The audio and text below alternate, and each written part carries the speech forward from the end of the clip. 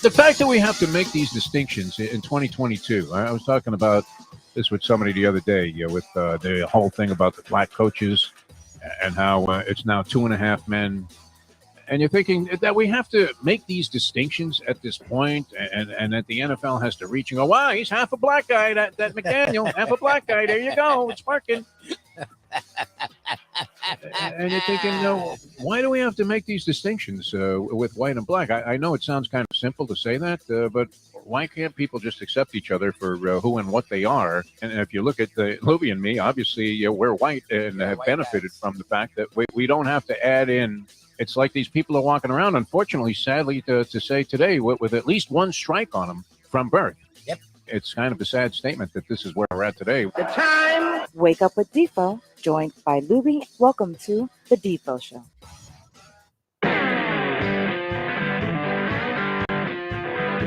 Very pleasant good morning, everybody. Great to be with you here on ION Channel, the Defo Show. Another fine edition on tap here of the Hialeah Park Trivia Challenge. We'll be joined shortly by one Dave Gurgles Gergely, and you can set out today. Maybe you woke up and you were in kind of a funk, or you were thinking, life isn't really all it's cranked up to be. And then all of a sudden you have a chance to achieve a level of distinction, a barometer of success that is so enormous, so elating to actually get to that platform where you are a champion on the Hialeah Park Trivia Challenge. Now, we have many perennial contenders. Yes, sir, Mr. Lubitz. How are you, by the way? Become a champion. I never even thought about that being the tagline. Become a champion. Become a champion right here on ION Channel, right? It's fantastic on the Defo Show. Dave Gergely, some very challenging questions. I'm not sure how well my questions held up last week. They seemed to work okay last week. It was a bit of a scramble for me because, let's face it, Gurgles and Polyman have been doing this for like 25 years. I would imagine they've stockpiled a nice library of questions that they can always fall back on. Now, obviously, you don't want to keep digging into it doesn't matter on trivia, right? The distant past is what it's all about. Yep. 1872. And taking a look at the the Boston Knickerbockers. Like teams that didn't even, you didn't even know existed are part of the conversation there. So anyway, Gurgles has this thing aced, and he's ready to go, and he's warming up in the bullpen. So we'll have the Hialeah Park Trivia Challenge for probably about 45 minutes here on the program today. And, of course, we're brought to you by Hialeah Park, as always. The great people there just doing wonderful things. And can't wait for my next visit to Hialeah Park. That's one thing I miss about the whole new setup, is that I don't get to admire and inhale all of the inherent beauty of Hialeah Park as I walk in that clubhouse door and got ready to do the radio show that we were doing there for years on a Saturday morning and roll into, and even though it was closed, the champion simulcasting room until a bit later on in the broadcast. It was just fantastic to line up in there. So if you're punching horses, which, you got the Triple Crown coming up, you want to eyeball some of the 3-year-olds, a lot of the big prep races are on tap there on these Saturday cards.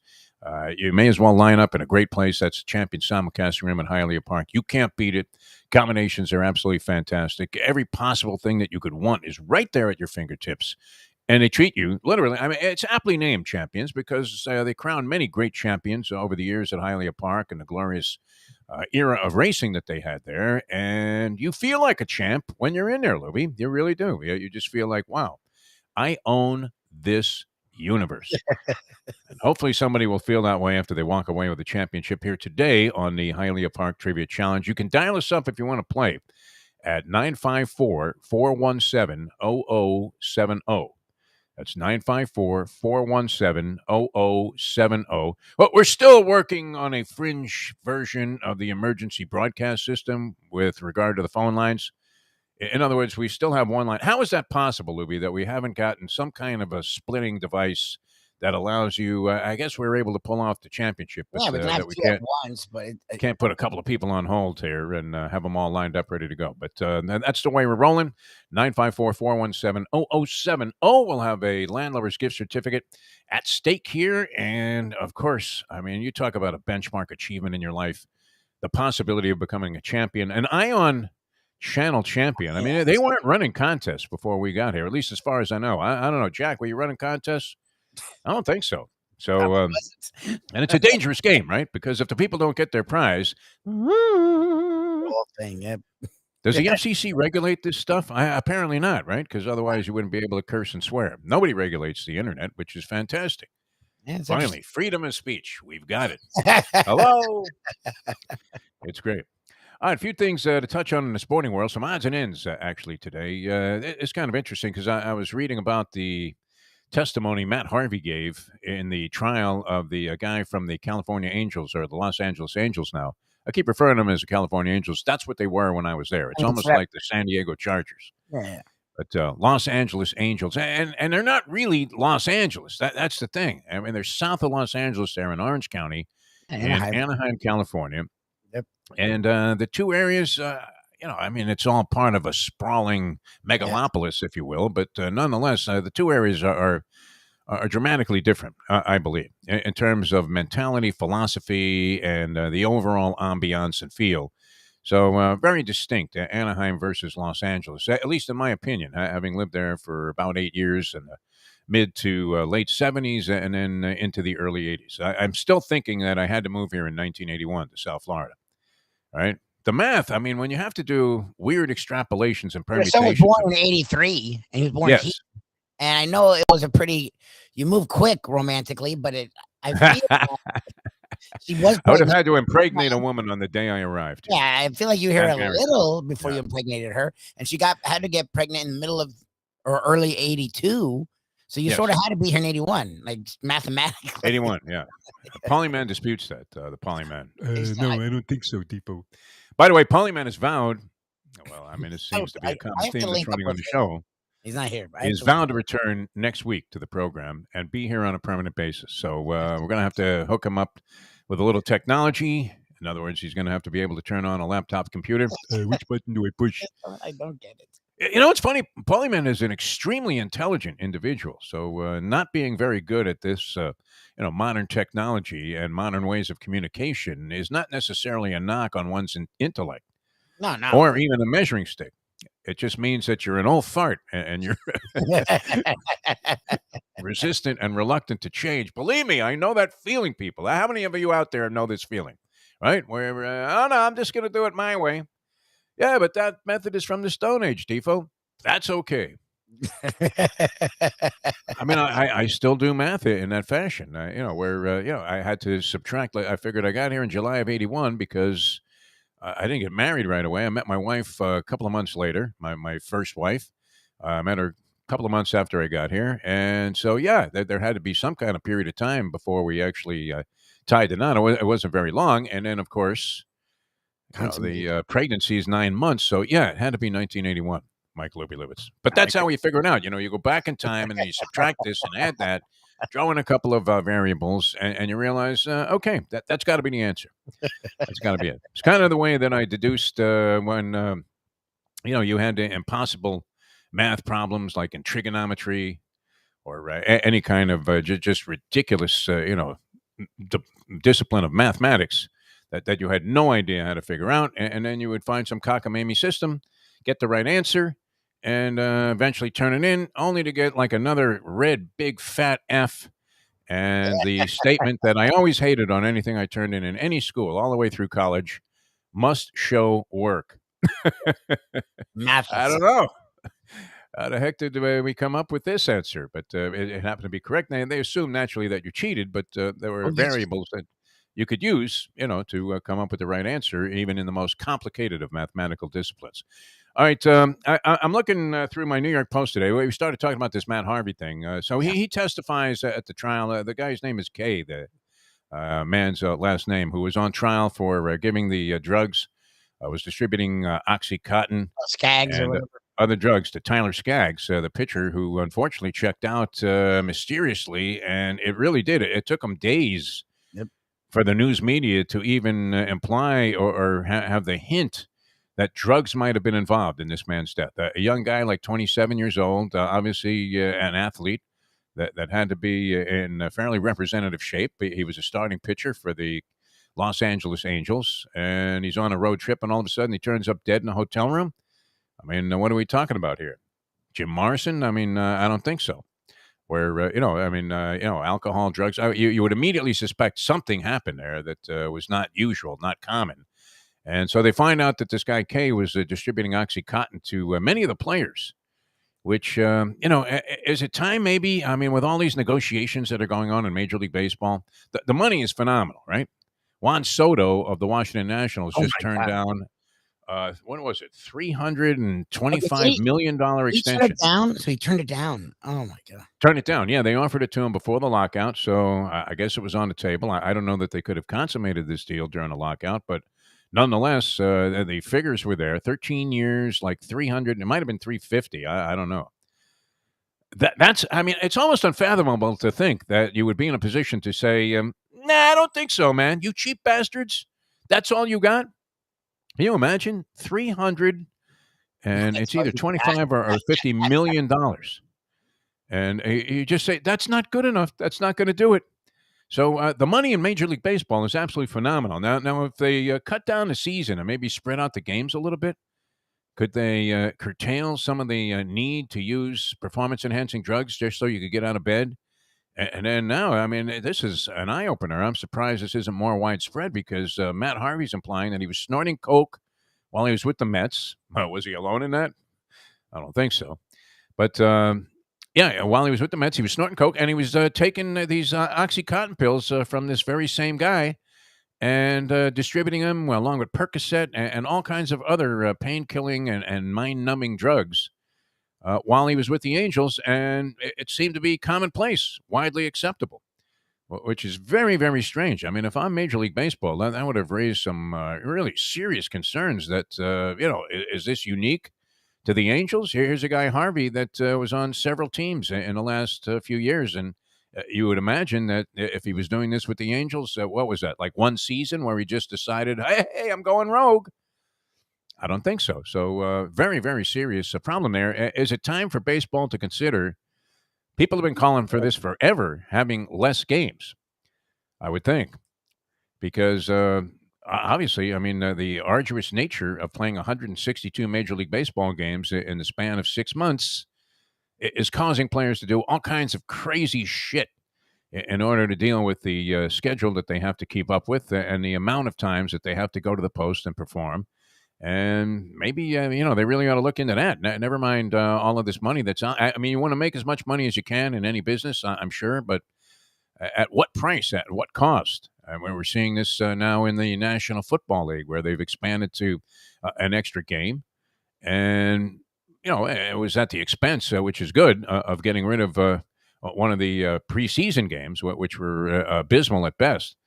But nonetheless, I mean, it's something to consider that maybe they're pushing these guys a little bit too hard. I mean, that's the thing that struck me. If all of these Angels players are having to resort to snorting Percocet and OxyContin, that cannot be a favorable development. It cannot be a good thing. So maybe that's something that they should look at in the collective bargaining agreement. Everybody, the fans too, 162 games, do we need that? Do we need 162 Major League Baseball games every year? I don't think so. Like 120 would be fine with me, wouldn't it? That's a long enough season. That'd be And great. after a while, yeah, especially if your team's out of it, which ours always is with the Miami Marlins. At what point will we be mathematically eliminated this year, Lubie? What do you think? Poor Don Mattingly. The season's got to start first. Coming back for what looks like another sorry season. What happened to Sixto Sanchez? Did that guy just disappear from the planet? Sixto Sanchez. Remember how excited we were about this guy? And that was sort of the same thing. And that's what struck me, too, about this whole Matt Harvey thing. The Mets, on two occasions in the last couple of, I don't know, was it 15 years, decades? Last 2 decades, maybe, have had a pitching rotation of young guys that you thought were absolutely can't miss. Yep. We're going to have them be as solid a contender as you could possibly be for years and years and years on end. Right, and it goes back. They had Pulsifer, Isringhausen, and Paul Wilson, the kid out of FSU. 3 studs, supposedly, in the rotation, and none of it panned out. Paul Wilson turned out to be a bust as a pro. Isringhausen, I guess, went on to a career that was fairly effective as a reliever later on, but with other teams.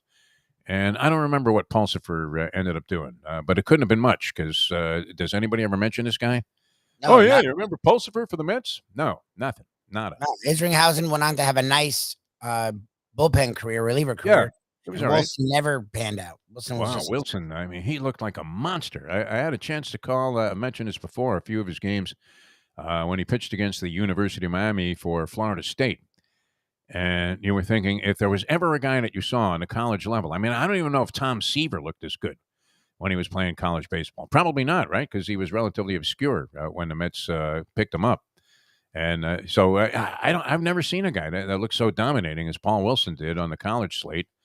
I guess Roger Clemens when he was at Texas. he was a Right, beast. and they had what? They had Greg Swindell also, the left-hander, Greg Swindell on that same Yep. Texas team that went to the College Baseball World Series. Imagine that. That's a nice 1-2 punch. What do you need in terms of a rotation college baseball? 3 guys? If you Baby. have 3, that's amazing, right?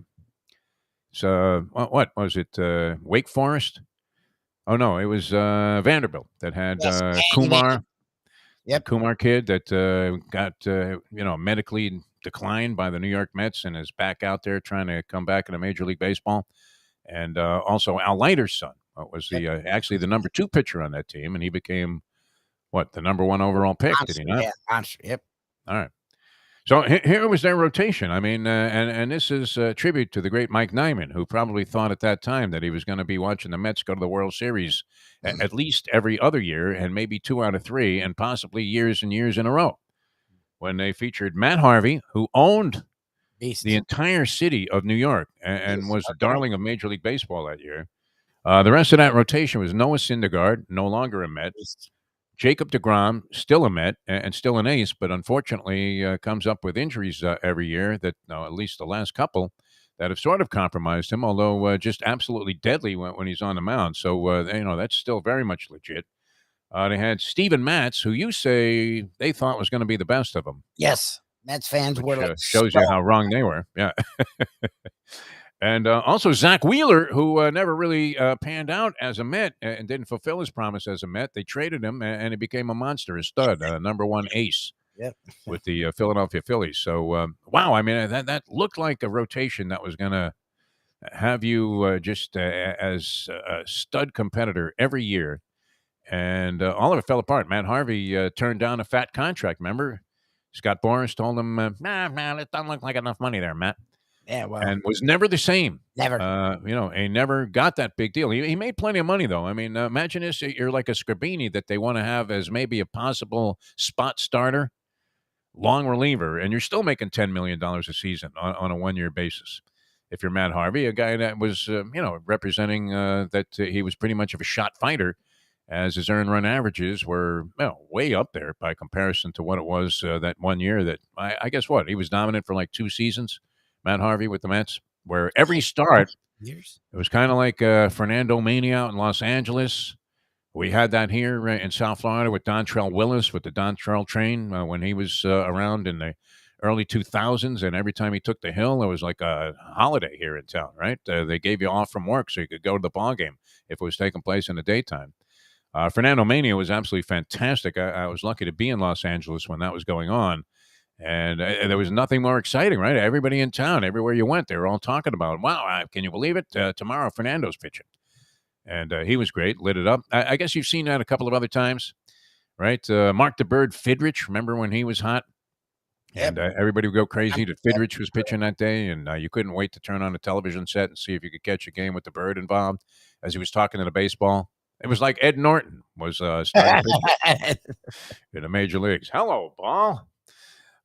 He was great. Very fidgety and a strange cat. I don't know. There have been a few other people, but it was Dontrell and Fernando. It was early in their careers, their rookie seasons, and every time they took the hill, it was absolutely fantastic. That's what was going on with Matt Harvey. Remember, even if you weren't a Met fan and could care less about. Even if you hated New York, even if you didn't ever eat a bagel or a knish in your lifetime, you couldn't wait to see how dominant Matt Harvey was going to be. At this point, though, going against Jacob deGrom is absolutely no fun. Although the Marlins, I want to say, have had a modicum of success against deGrom. Well. Yep, they actually do well against him. Yeah, they'll get like 1 hit and somehow manage to win the ball game.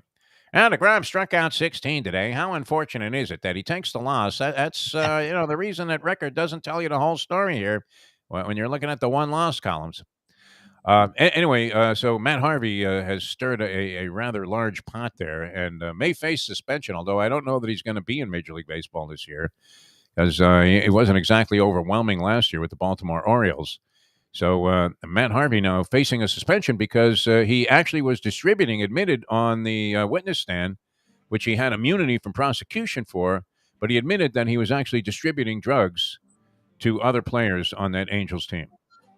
Not really a favorable look for. I mean, it wasn't like he was a drug dealer. It just he was getting these drugs off this guy K. This was his testimony. And if somebody else said, "Hey, Matt, you got a Percocet?" and you go, "Here, I got like a whole jar of them. What are you talking about? I just got them from the equipment manager or whatever." K was in the publicity department. Speaking of publicity departments, this is kind of a strange story, Lubie. Did you see this thing about the Dallas Cowboys cheerleaders lawsuit that was settled? I mean, all you could say to Roger Goodell, I hate to keep using expletives here, but what the fuck is going on? Yeah. Raj? Yep. You have Dan Snyder with this voyeurism and all kinds of crazy stuff and allegations, fined $10 million. Now more sexual assault and groping cases are being, filed against him. And different people are coming forward and saying, oh, yeah, it was horrible there, the way they treated women. And this guy I actually knew, Rich Dalrymple. Are you familiar with Rich Dalrymple? I know that name really well. Well, he looks very distinguished. He was an SID, an assistant SID, sports information director, but kind of low in the department there, maybe like the third or fourth guy in a four-man department. He just gotten the job at the University of Miami. I think he was fresh out of school. And this had to be circa like 1984 or 5, somewhere in that area. And my buddy and I, Mike Fernandez, who I had a little video business with, had the assignment of making 4 half-hour specials leading into the Hurricanes football season. So we needed a lot of help. And the SID there was a very distinguished guy who just announced his retirement from the Louisville Sports Commission, where he also he was a publicity director at Churchill Downs for a while after he was an SID at the University of Miami. Carl Schmidt is the gentleman's name. Real classy guy. And then he was involved in all of the sports activities that were going on in Louisville through the commission, just retired. So he was the head guy. So he says to us, listen, I don't have time to help you with everything because we were going to be doing like a massive number of interviews, including one with Dwayne The Rock Johnson, who, at the time was like a Scribini. I mean, this is how desperate we were. We were interviewing like third string special teams players. And Rock, he saw some action when he was at the U of M, but he wasn't like a mainstay. He was back. And that's I keep thinking back to that because I can picture I was standing outside with Mike. He's running camera. I'm doing the interview. I'm trying to stretch this for any meaningful content that it could possibly have because we have so much time to fill in these 4 specials that we're doing, and the season hasn't even started yet. And so we asked him about his aspirations to go to the NFL. A common question you would ask a college kid that was in his final season. And he really, it kind of bowled me over. I was a little blown away when he said, I don't really have any interest in going into the NFL. I'm thinking about going into professional wrestling. And we were like, what? Wrestling. Especially in the 80s. Good to have a vision, yeah. It's good to have a vision. Well, his parents, I guess, his father. That's his dad, one of his grandfather they're like icons when it comes. So he followed that path, and guess what? It worked out pretty well for him. But Rich Dalrymple, who was sort of a low-level incoming rookie sports information director, he wasn't the director, but he was like an assistant. He was the guy that was assigned to help us on all of this and did a dynamite job. I mean, we couldn't have been any more appreciative of the guy's work. And then Jimmy Johnson loved him. So when Jimmy went to Dallas, he took Rich with him to be the publicity director for the Dallas Cowboys, a big step up in class, right? And he had been there now 32 years, but he's at the center of this whole thing with the Dallas Cowboy cheerleaders who just settled a suit saying and implying. Was it him? That Dalrymple was the guy that came into their locker room and was taking cell phone camera shots of them while they were getting dressed and then also doing like the old skirt view shots. So, wow, there's a Defo connection. I was like, how is he going to tie this together? I'm like, what is he talking? I can't believe it. I mean, and I can't believe it of Dalrymple, but it's such an oddball story. Now, Dalrymple, supposedly this thing was thoroughly investigated, and he claimed that that there was no truth to these allegations, but there had to be something to it, right? I mean, do you settle a lawsuit for $2.4 million Yeah, the if NFL there's does. absolutely not a shred of truth to it? Pretty And weird. The NFL just 2.5. It's literally like $3 to them. So just so that you don't have to deal with anything, yes, the NFL does. I don't. It never says good things about you, like when the NFL does do that. But I mean, if there was absolutely, it was a total figment of the imagination of these four women that were involved in this lawsuit, Dallas Cowboy cheerleaders. And this is an incident that was investigated a few years ago. And I don't remember anybody talking about it. Do you? I mean, how was Jerry Jones able to keep that completely under the rug? I don't remember that ever popping up. Do you? Never. Did you ever hear about allegations? No. About Rich Dalrymple, who I thought was, I mean, the epitome, a real classy guy. I mean, and he obviously had become a protege of Jerry Jones because he was always with. He was the guy that was always with Jerry Jones. I was gonna say that's when you brought up Young Mike. I know that name, and it's because of his gray hair. Always looks very distinguished. Yeah, good. Talked about him with the Cowboys for years. They talked about Dalrymple. Well, he's out of it now, and he probably made himself. I mean, I would imagine it's not really true of like sort of being a right-hand man to every rich guy that you inherit, a certain amount of wealth as well as a result of just assimilation from being around these guys, right? Where he says, "Hey, listen, Rich, you might want to put that $300,000 I'm paying you into this particular oil stock because it's going to skyrocket tomorrow, and you can sell." Yeah. You don't think there was some of that? Well, no, I'm sure, unless you're a total idiot. Yeah, you don't think Danny Boy and some of the guys, that was a big issue with the Dolphins, right? Where supposedly Wayne Huizenga was giving information to certain players and not others. That, something was about to explode by a little bit of, waste management. This garbage business is really going to blossom. There were some assertions that Marino and a couple of other Dolphin players had gotten inside information, illegally, I guess, but had been tipped off that they should make certain stock purchases or whatever, and it was all Huizenga related. Republic Industries, wasn't that his thing? Republic Industries, does that ring a bell with you? I was very young. I just know the waste management blockbuster. I remember thinking, how come nobody ever tells me about this stuff? You probably do. You just miss it. Every time I get a piece of advice, it turns to shit. If you wanted to zero out your balance sheet, just invest in anything that whatever I've tried, it's just been an absolute disaster. That's part of the reason why we're sitting here today. We just enjoy being here, though. I mean, why would you ever give this up? I want to be here regardless. It's just cool if it was more lucrative. I mean, it's great to be with you people. Yeah. Be nice if there was a little more cash involved and maybe even a possibility of get out money at some point. But I think that's all there on the table. Don't worry, Jack. We're going to make it. I think Amy's working on a few things for us that are going to be dynamite.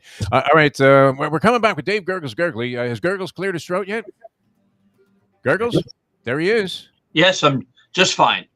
You sound good today. There's no echo. Just be this, please. All right. I think we're on good terms here with Dave Gurgles Gergely. We're going to come back with Dave and the Trivia Challenge. You can dial us up at 954-417-0070. 954-417-0070. We'll play as many guys as we can here on the Hialeah Park Trivia Challenge. We'll crown a champion, and you can go into the Ion Channel Hall of Champions just by participating here on the show and maybe taking a shot that today is your lucky day and you're going to be a winner. All right, we're coming back with Dave. Hialeah Park, of course. Dave would agree. Lubie's been down there. Lubie's not a degenerate gambler like Dave and I are, but wow. I mean, I know Dave can fully appreciate the beauty of the champion simulcasting room if you're punching away. And, I like the fact that you can go out there and, engage in all kind of revelry with your friends and yelling and screaming and high-fiving and running back and forth, screen to screen like a maniac. Come on with that 5. Or you can sit kind of in quiet, thoughtful solitude in your own booth and have your own screen to punch up, and you don't have to worry about getting involved in any kind of traffic. You always can get a bet down there because they have plenty of pari-mutuel clerks and plenty of self-betting machines. So they have the best of all worlds there. No excuse if you make a mistake on a self-betting machine, that's for sure. What? I said Sunland Park. No, you don't have to worry about that. But Champions is fantastic, and they really know how to take care of the horse player. And of course, they take care of their casino patrons in fine style. Get a player's card. That's my first recommendation. All kinds of amenities. They're always. I get the mail outs from the marketing department there right here at Lauderdale by the Sea at the new location, and there's always something phenomenal going on there. They just treat the people right. That's what it's all about there. They want you to be part of their family at Hialeah Park, and you're going to get that kind of feeling when you go down there. Check out the dazzling casino, and of course the poker room is exquisite as well. Great food and drink all over the place, and lots of exciting entertainment events always being staged at beautiful Hialeah Park. And we're happy to be representing them on a Hialeah Park Trivia Challenge. We're going to come back with Dave. He's got all kinds of brain teasers for you. And we'll start our game of the Hialeah Park Trivia Challenge in a moment here on ION Channel. Now that. The time. It's 7:31. Poker is your game. You're covered in style. And you can play all your favorite Vegas-style games, including blackjack, craps, and roulette in Hialeah Park's sizzling hot casino. Get a player's card when you walk through the door for all kinds of generous amenities, including our favorite, free play, when you come out to the ultimate casino and entertainment destination, Hialeah Park.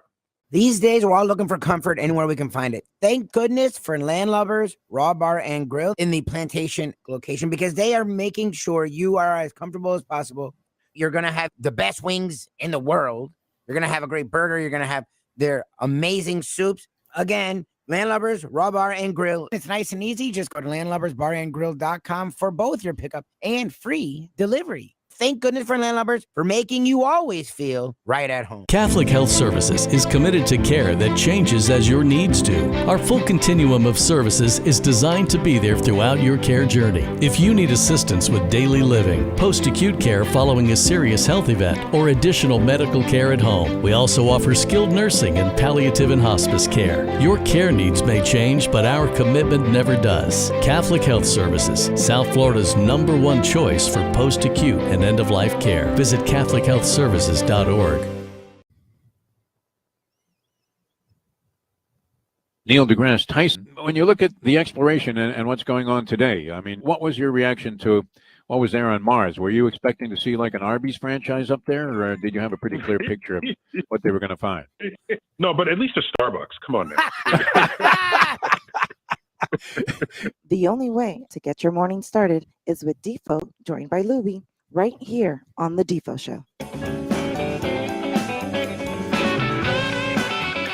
Welcome back to the show, the Hialeah Park Trivia Challenge, part of the Defo Show this morning, and a big part of that for the last 25 years has been this fine gentleman and well-known around town, the ultimate MC. If you need anything MC'd, which I don't know, if you're waking up this morning and thinking, man, I need an MC for something, it would be Dave Gurgles Gergely, who has done a fine job there, Schuler's Steak 2 for many, many years. Now it's the Miami Lakes Country Club. Is that it? Dave Gurgles Gergely? Miami Lakes Golf Club. Miami Lakes Golf Club, and Steak 2 is now ML Steaks and Sports, as a matter of fact. Very nice. Okay. And is it still essentially the same setup over there? They do any renovations? Yeah, same setup, big screen TVs and everything like that. Not as great as Hialeah, because there you can bet as well, which is been my favorite thing. I took 4 guys during Pegasus. We may end up there for Fountain of Youth. But I have a quick story if you have the time. Oh, we got plenty of time, Dave. We've got all day. Go ahead, my man. Well, good. Well, this past weekend, I traveled up to your old haunts, Tampa Bay Downs. Oh, yeah. The reason being, where I grew up in Allentown, Pennsylvania. Oh, go ahead. Yep. Where I grew up in Allentown, Pennsylvania, at the end of the row was an Italian family of 6, all kids a little younger than me. Their mother and father retired to Dunedin, Florida, and it was the mother's 92nd birthday on Friday. Wow. So we had a nice party for her. Yeah. Well, I had the form for Saturday, and Saturday was my birthday. So happy birthday, Dave. They gave well, thank you. They gave me a bottle of Macallan for my birthday. Very good Scotch whiskey. Yeah. The next day at Hialeah Park at Tampa Bay, a horse in the 3rd race trained by Todd Pletcher, Macallan. Uh-oh. So I sent a text down to the boys at Gulfstream. Fernando at Silk Spar said, if this horse wins, I'll be in the winner's circle. Okay. He won. Yeah. I walked in the winner's circle like I belong, like you act like you belong. Sure. The security guard stops me. No. I say, at Tampa Bay? Caught. He says, I said, "What's wrong?" He goes, "Sir, you have to have your mask on." I said, "Oh, I'm sorry." Put my mask on, walked in, took my picture with the horse. I just sent it to Lubie. He's got a picture of me with the assistant trainer, one of the stable guys, and me and McAllen, trained by Todd Pletcher. That's great. None of the people in the Pletcher organization, I'm assuming Todd Pletcher wasn't on hand for that. He probably was somewhere No, else. he might not have been. Luckily, with a big stakes race. But nobody recognized that you had no business being in a winner's circle other than this was a I hunch acted play? like I belonged there. You've done that in radio for 35 years, for crying out loud. Lubie is the worst offender of acting like you don't belong. Where we're about to get through the airport security. I'm carrying my share of contraband inebriants that I'm going to need for wherever we're going to be, because probably nothing worse than making an out-of-town drug deal. If you're buying now, it doesn't matter because there are dispensaries everywhere for illegal marijuana that you just walk into. Might pay a little bit of a price, but and anyway, so I'm just trying to very discreetly go through very quickly so nothing gets checked. And then, Lubie, we're about to get away with it. And, he'll scream out, "Hey, I think he's got a gun in his bag."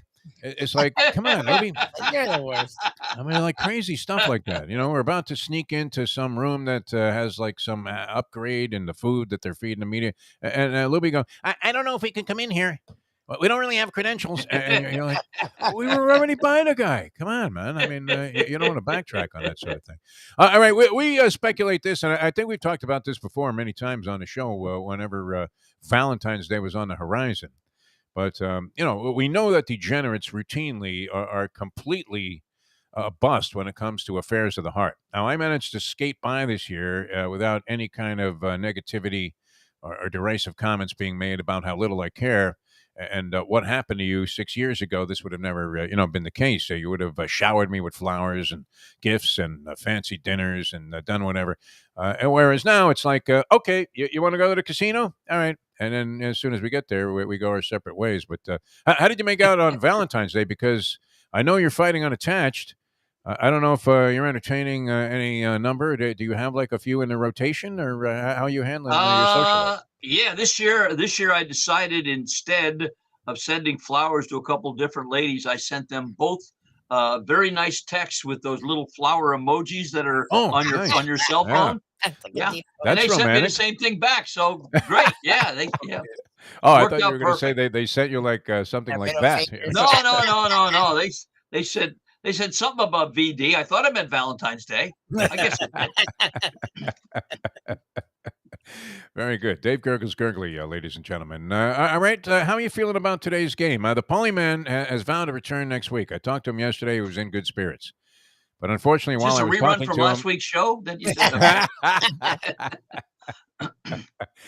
Yeah, it does seem like, you have to go Motown on this. It's the same old song. But he says he's feeling good, and he's going to return next week. Good. And we're going to try to work it out so he fills out the fourth box here on the video version on Ion Channel. And this way we look more professional than just having some voice coming out of nowhere. I guess for the audio people, it's fine. But they also missed out on the middle finger gesture that we were able to just pop up to the camera. So it's kind of nice working with this visual impact, and we're hoping that Polyman can help us out with that. All right. So you feel comfortable? You've got some challenging questions? Because we want to get it started here, and we'll have the game going till hopefully about 8:30 here, and then we'll crown a champion on Ion Channel, the Hialeah Park Trivia Challenge. You got Lubie, you have Dave Gurgles Gergely. I'm Jeff Deforrest, and you can dial us up. The line right now is occupied, but as soon as you hear the player hang up, you can call us up at 954. It's kind of a cockamamie way of doing this, isn't it? 954-417-0070. But it's working. It's working. I know Lubie says he has to go buy like some $5 piece of equipment to expand the horizons of our phone line capacities. And what are we, 4 months into this, Lubie? And what did he tell me today? Yeah, I got to go out and buy that thing. So we're working under a little bit of a compromise situation with regard to phone availability, but be patient, people. 954-417-0070. So do you want to do it by paying homage to the great one? I didn't have an easy baseball question last week, so I started out, and I have to say it felt very uncomfortable to start the show and not do it in the traditional fashion without the Polyman, which is becoming tradition, and some easy baseball. This New York Met recalling his career, said, girls used to come up to me and say, "My sister loves you." Now they say, "My mother loves you." What's that? Lee Vizzelli, Babe Perilli, Dolph Camilli, or Skyline Chili? Oh, wow. You had to mention that. Because, due to losing a bet, we have to take. I have to take Lubie and Mike Mayo to Skyline Chili No, you don't. for lunch God since bless. Cincinnati covered the point spread. All right, we rolled a random phone scrambler, and wow. A world-renowned contestant here on the program, and a giant fan of the show. We love all those stuff on the chat line. Andy, you're on the Hialeah Park Trivia Challenge on the Defo Show. Hello, Andy. Hey, brothers. That would be Lincoln High School's Lee Mazzulli. Yes, very popular Yeah, right. New York Met, for sure. Well done. All right, Andy, you have 1 point. You're in the game. All right, Andy, sports. This is kind of a combination question, true or false. Nolan Ryan, great athlete that he was, played football in high school until he says he ran into a head-on collision with future NFL running back Norm Bulash, and that changed his mind and made him turn to baseball. True or false? Norm Bulash for the Baltimore Colts. I would say false. I would have to say false. No. True? No, it's true. He was a linebacker, Really? and Norm Bulash, where he ran into him, and that was it. That changed his mind forever. The reason I thought it was false is because I figured you just wanted to work the name Norm Bulash Yeah, exactly. That's what I was thinking. into the show, and you're probably the only guy on any sports show. There's zillions of sports shows that'll take place today and are being aired all over the place on a million different platforms now that would have a Norm Bulash reference on today's program. So I thought you just made that up to work Bulash in. But nonetheless, true. That leaves Andy with 1, going for 4 points.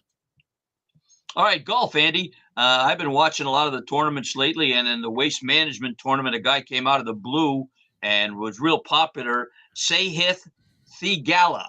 Now, just 2 years ago, he was the college player of the year at what school? Good question. Was that Arizona State, Pepperdine, Wake Forest, or Oklahoma? I'll go with Wake Forest. Wake Forest. No, it was Pepperdine. Pepperdine. I'm going to go Pepperdine. Yeah. Obscure up there in the hills. That's how he honed his game. If I had known about Pepperdine, I don't know that I would have been accepted there, but I definitely would have applied, man. It's like it's in Malibu or something, right? Ooh, okay. Wow. Yeah, unbelievable. Imagine overlooking the cliffs there and you're going to school. That would have been something as opposed to the 50 below temperatures at the wonderful Syracuse University. All right, you're going for 6 points here to set the pace, Andy, on the Hialeah Park Trivia Challenge. All right, Andy, good luck. NBA, who was the first foreign-born player to be drafted number 1 overall in the NBA? Another good What's question. that? Vlade Divac, Steve Nash, Dirk Nowitzki, or Michael Thompson? Wow. Michael Thompson was from Canada. Or from the islands or something. He was from the Bahamas, Michael Thompson, or Virgin Islands. Yeah, Virgin Islands. Who were the other The other three were Vlade Divac, Steve Nash, or Dirk Nowitzki. No, I'll go with Michael Thompson. That's right. got it. The Bahamas. Right, That's, good Jeff, Bahamas, Jeff okay. told you. Very Got it well the first done. time. Good job, Andy. Pulls it out Yeah, in the end there. wow. That's the thing. You can close late in this game, Yes. much like the Rams did, and still come out on top. Andy with 6 points, setting the pace here. You can dial us up if you'd like to play. Be our next player at 954-417-0070. 954-417-0070 if you want to play the Hialeah Park Trivia Challenge and take the challenge being brought to you today by Dave Gurgles Gergely, who is brought to you by Perdomo Cigars. Perdomo Cigars. As a matter of fact, I took one up to Tampa Bay Downs and enjoyed a nice Perdomo cigar out in the fresh air. And this coming week at Shula's, next week, we'll have our group from Youngstown, Ohio for year number 46.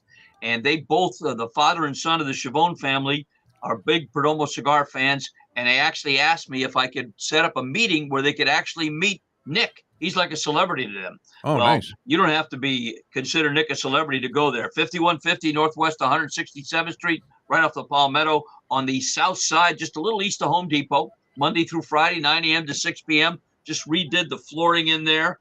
Big, huge screen sectional sofa there as well if you want to enjoy a cigar right there. Go see Lauren. She'll direct you right to the humidor where, as we always say, our late great friend, the Mad Dog, built when he was in the construction business. And then now the selection is unbelievable. The Chavone family are big fans of the 10th anniversary Maduro cigar with the deep wrapper, a little stronger for me. I like the Lot 23, but they make them perfect one at a time. Cuban seed tobacco grown in Nicaragua, 305-627-6700, the number to call. If you want to go and find a tobacconist near you, if you're not in the Miami Lakes area, you can do so. www.perdomocigars.com to find the retailer near you. So no matter what these days are bringing up, golf, the racetrack, just at your own patio, put something great in your mouth with a cigar from Perdomo Cigars. No pun intended, but I want to put out this fire, permanently. It keeps popping up. People still believe, Dave Gergely, that the Mad Dog Jim Mandich was about to put out the lit end of a Perdomo cigar in my eyeball from that radio bit that we did where, we were trying to do a takeoff of the Jim Everett thing where, he kept calling Chris, and Everett challenged him on his show. And it was like one of the first shows ever on ESPN2 when it first came into existence. They had this cheesy set there, and they're sitting across from each other at a table. Remember. And Jim Everett keeps saying, hey, big boy, you're not going to call me Chris Everett now to my face, are you? Come on. And he egged him on, and finally Jim Rome, he figured, wow, I'm Mr. Tough Guy. I've been saying this on the air. I better do it to his face. He goes, okay, Chris Everett. At which time Jim Everett got up, pushed the table, and shoved Rome through the wall. So we're trying to do a takeoff on that, and I was saying that, implying to get the bit set up, that Jim Mad Dog Mandich, Mr. Tough Guy, was taking a very soft stance on something, and then in reality, he was not really the Mad Dog. He was more like a French poodle. And then I was going to call him the French poodle from now on. So, this is on the radio. Nobody's seeing this except the people that were hanging out in the studio, and they were all getting a big kick out of it as we staged like we were having a fight, including sound effects. And then, Mad Dog, as he was building up to the point where he actually was going to explode and snap and start throwing things, said, how would you feel if I put the red end of this Perdomo cigar in your eyeball, Defo? Yeah. And I said, you won't do it, French poodle. You know what? You won't do it. You're not man enough. He was such a great guy. I did a Sunday morning show with him, and my producer was Pat Pisani. If you remember him, Crazy him, Pat Pisani, Psycho Pat, he was known. Yes. Well, he one took Sunday things very morning, seriously. Yeah, more so than Lubie does. Yeah. Yes. One Sunday morning, I left a little early and let Pat finish the show. The Mad Dog almost strangled me the next time he saw me. He goes, I didn't hire that guy to do this show. I hired you. Yeah. He was well, I mean, you are known for the quick and almost phantom-like exits. I mean, it was amazing. We would be saying goodbye to you after, like, maybe gathering up some of the papers that were on the table. And the show wasn't actually over. The theme music was still playing, and you would already be in your car. We could hear it starting. Gone. At Hialeah. No one better at making a quick exit than Dave Gergely. He's brilliant at that. Yeah, you know who else is very good at that? Leslie Visser and the Duke, man. They can make a phantom exit from any social occasion, even their own wedding. Like, it's like, hey, I want to say goodbye to Leslie. Oh, they're gone, man. They left an hour ago. This map was great at that. Great. Well, while we have a minute, I got a quick PSA for you folks. Okay. I was fortunate enough to get involved with Alex's Lemonade Stand, the group that helps cure cancer that they started 15 years ago. Well, March 5th, I Care, I Cure Childhood Cancer Foundation, the 14th annual 5K festival on Saturday, March 5th, 9 a.m. to 12:30 at Nova Southeastern, emceed by probably the nicest lady on TV, Christy Kruger from Channel 10, the health reporter. Yeah, real sweetheart. Everybody loves that woman. Yeah, absolutely. So the event starts 9 a.m., a 5K run, a color run for kids at 10 a.m., 10:30 live outdoor music by the Live Says, a band dubbed the Heartland Rocker Revivalists, and kids can enjoy outdoor games and fun. There's a VIP tent with food from Legends Tavern and Grill, Vivas's gourmet pizza, as well as mimosas and beer. VIP tickets are limited. Hoffman's ice cream truck will be there. The Florida Panthers have the Roar Corps there. Safety would be a top priority at the event. All Broward County coronavirus guidelines will be followed. But for more information or to register, please click on the link, and it is www.alexslemonade.org campaign/I Care, I Cure. It's the I Care, I Cure run. You can find that at Alex's Lemonade. It's a great cause. Saturday, March 5th. I may even go there for the walking part of it. But that's, I think, the day of the that's the day of how the far do you Fountain have of to Youth walk? or the Florida Derby.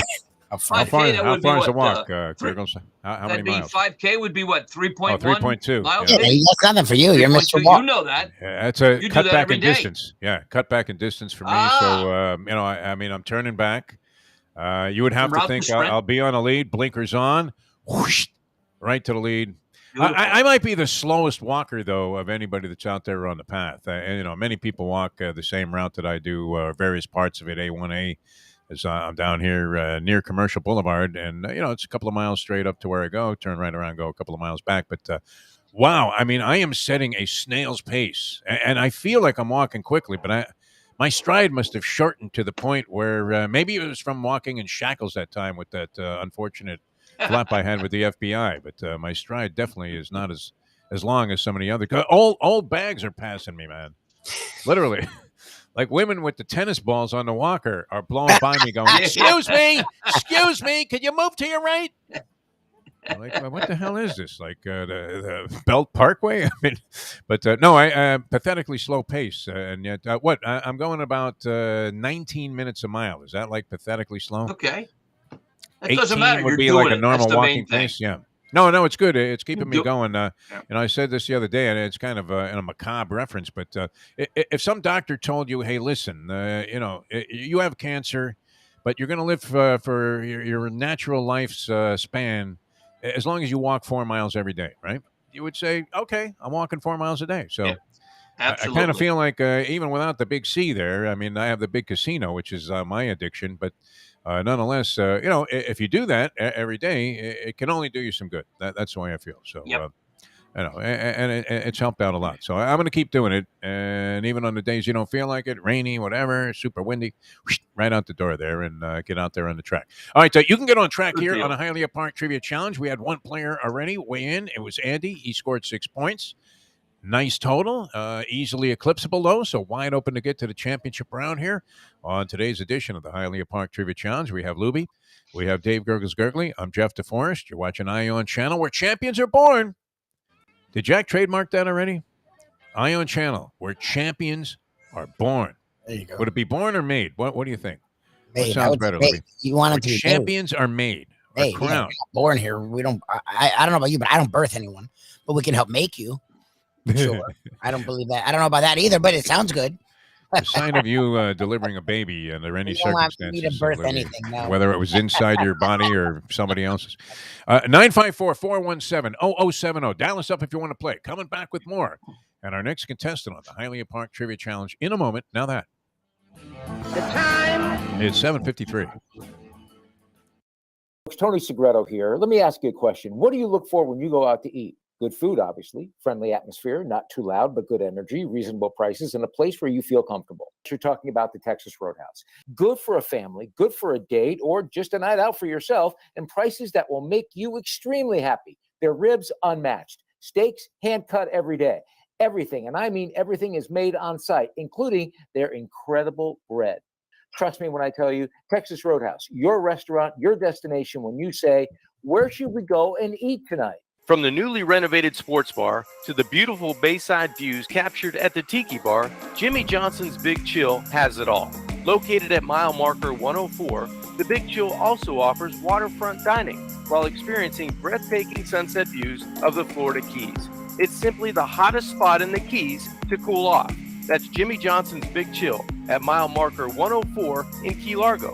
For more information, call today at 305-453-9066. Any time of year, things can happen to your home or business, and the insurance company can be your friend, but they also can be your enemy. Horizon Public Adjusters, Justina Testa, are here for you to help this process go so much easier. 7 to 10 times more money recovered with a public adjuster than if you went on your own. If there's no recovery, there's no fee. Before you call your insurance company, call Horizon Public Adjusters and Justina Testa at 954-809-8752.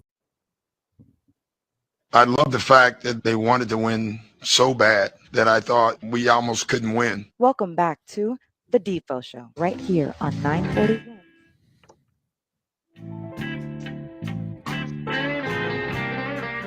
Welcome back to the show. Jeff Deforrest, Mike Lubie, Lubitz, Dave Gurgles, Gergely with us as we conduct and contest the Hialeah Park Trivia Challenge here as part of the Defo Show. We do this every Thursday. Polyman has vowed to come back next week. I was out at you'll find this surprising, Lubie, a local parimutuel facility yesterday. Just thought, well, the Mustang's out having lunch with the girls. Why don't I slip out of here while she's unable to notice and go right to the track? And, and of course, later she had to Uber over because, the slots have been favorable to her of late. Although, when do you realize that the streak is reversing? I mean, she was on fire, but now it's like a couple of straight losing sessions. So what do you think? Back to square one? Because I believe this, and I think it's true, and I would recommend this to anybody that gambles. Every day is a new day in gambling. Would you agree? You have to start where you normally would be. I don't know. I mean, if you're on a roll, do you start pressing it and continue to press it until the roll bursts? Or whether you say you won 2 dimes at the track like on Saturday and you're going back on Sunday, do you start with the same denomination of bankroll that you did the day before? Or do you bring like all of that money back thinking, hey, nobody can stop me now? I definitely would put some away in the Bailey's Irish cream can that I say. Yeah. But like the late great trainer, I think it was Johnny Nehrude said, you got to make a bet every day. You never know when you're walking around lucky. I think that was his quote. Yep. That's a good way to look at it. Yeah. I mean, that's the direct opposite of how most people feel these days. And I do believe that one of the sinister subliminal evils of social media is that more people think negatively now. Is that just a sign of the times? I don't know if it was, a byproduct of the Trump administration. I don't want to get into that, but, where everybody's just so negative about everything, right? You have to walk around thinking that every day you're in there with a shot. I'm with you, and that's what's great about this game. Everybody is in there with a shot to be crowned a champion here on Ion Channel, Hialeah Park Trivia Challenge. All right, we want to get right back into it. Yes. Yep. I was going to, you had that T-shirt about getting vaccinated. Yes. I wanted to do another T-shirt that says, be positive is more than just a blood type. It's an attitude. There you go. Oh, man. That's a lot of writing, though. I mean, Marty the Party Sachs, he charges by the letter, man. I actually considered having fully vaccinated written in Hebrew because it was only 6 different characters. It was like Gimel, this, that. I don't know. I don't remember the Hebrew alphabet. By the way, we took those to the flea market at the Assumption Church, which is kind of right next door to where I'm living.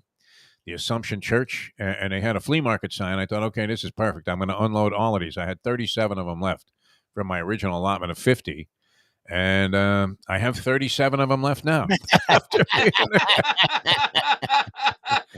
These schleppers, I mean, they come in there, they're buying like a broken, glass vase. And the lady's got it for 10 cents. This piece of dreck. I mean, you wouldn't even consider firing against the wall. And, and they're going, would you take 5 cents for that? That was like the first transaction I saw taking place at the table next to me. And I just looked at the Mustang. I said, pack it up, sweetheart. Well, you should have used that old marketing ploy and put that sign out there, limited, 1 per customer only. That usually drives them. Yeah, no, I mean, the fact that we were trying to grab $20 for these shirts. Yeah, that's your problem. I don't think cumulatively the net worth of the people that came into this flea market was $20. We got a couple of eyebrows like, hey, that's cute. It's like, that cute my ass here. You're ready to fire them at that. Like, I'm sitting here for an hour on a beautiful Saturday, and I thought I was going to walk out of here with like, what was it? What would it be? $740? I was going to go straight to the track. Yeah. And that would have been a nice bankroll because it would have been like small bills, It would have been pretty cool, but didn't work out. So if anybody needs a fully vaccinated shirt, it's kind of a commemorative now of, honestly, 20 years from now, people are going, oh, that's cool. I remember they had that pandemic, that COVID thing. Yeah, killed a lot of people. It was ugly. I mean, it really was. And I guess it's still around, although it seems like people have already thrown in the towel thinking that it's all over. All right, you don't want to throw in a towel in the game. Let's get into our next player here. Dave Gurgles Gergely. You can dial us up when there is an open line, which is the only line at 954-417-0070. Andy has 6 points. He's in the lead. And our next set of questions on the Hialeah Park Trivia Challenge from the great Dave Gurgles Gergely. NFL football. This Tampa Bay Bucs coach, during the season in, I believe, 1976, when they did not win a single game, on the fan mail he received said, well, it was better than I expected. it was 3-1 that I was not an SOB. But there were a lot of ones in there too. What's that? John McKay, Pat Day, Fay Ray, or Lee May? Still the all-time classic. Maybe one of the greatest quotes ever by any sports figure was that business about McKay was asked about his team's execution. And he says to the reporter, "I'm in favor of it." He was great, man. I mean, I caught the tail end of John McKay when I was in California, and he was at USC, I guess, and yeah, a real character, man. I had the the pork pie hat on all the time, the floppy hat, Yeah. and just always coming up with great quips. All right, we rolled a random phone scrambler, and Lubie is indicating the lights are on. Lenny, the Chronic. Welcome to the Hialeah Park Trivia Challenge. Lenny, how are you? Good morning, Lenny the Chronic. Good morning, my friend. Morning, Good morning, Lenny. guys. Happy belated birthday, Gergs. Thank you, Lenny.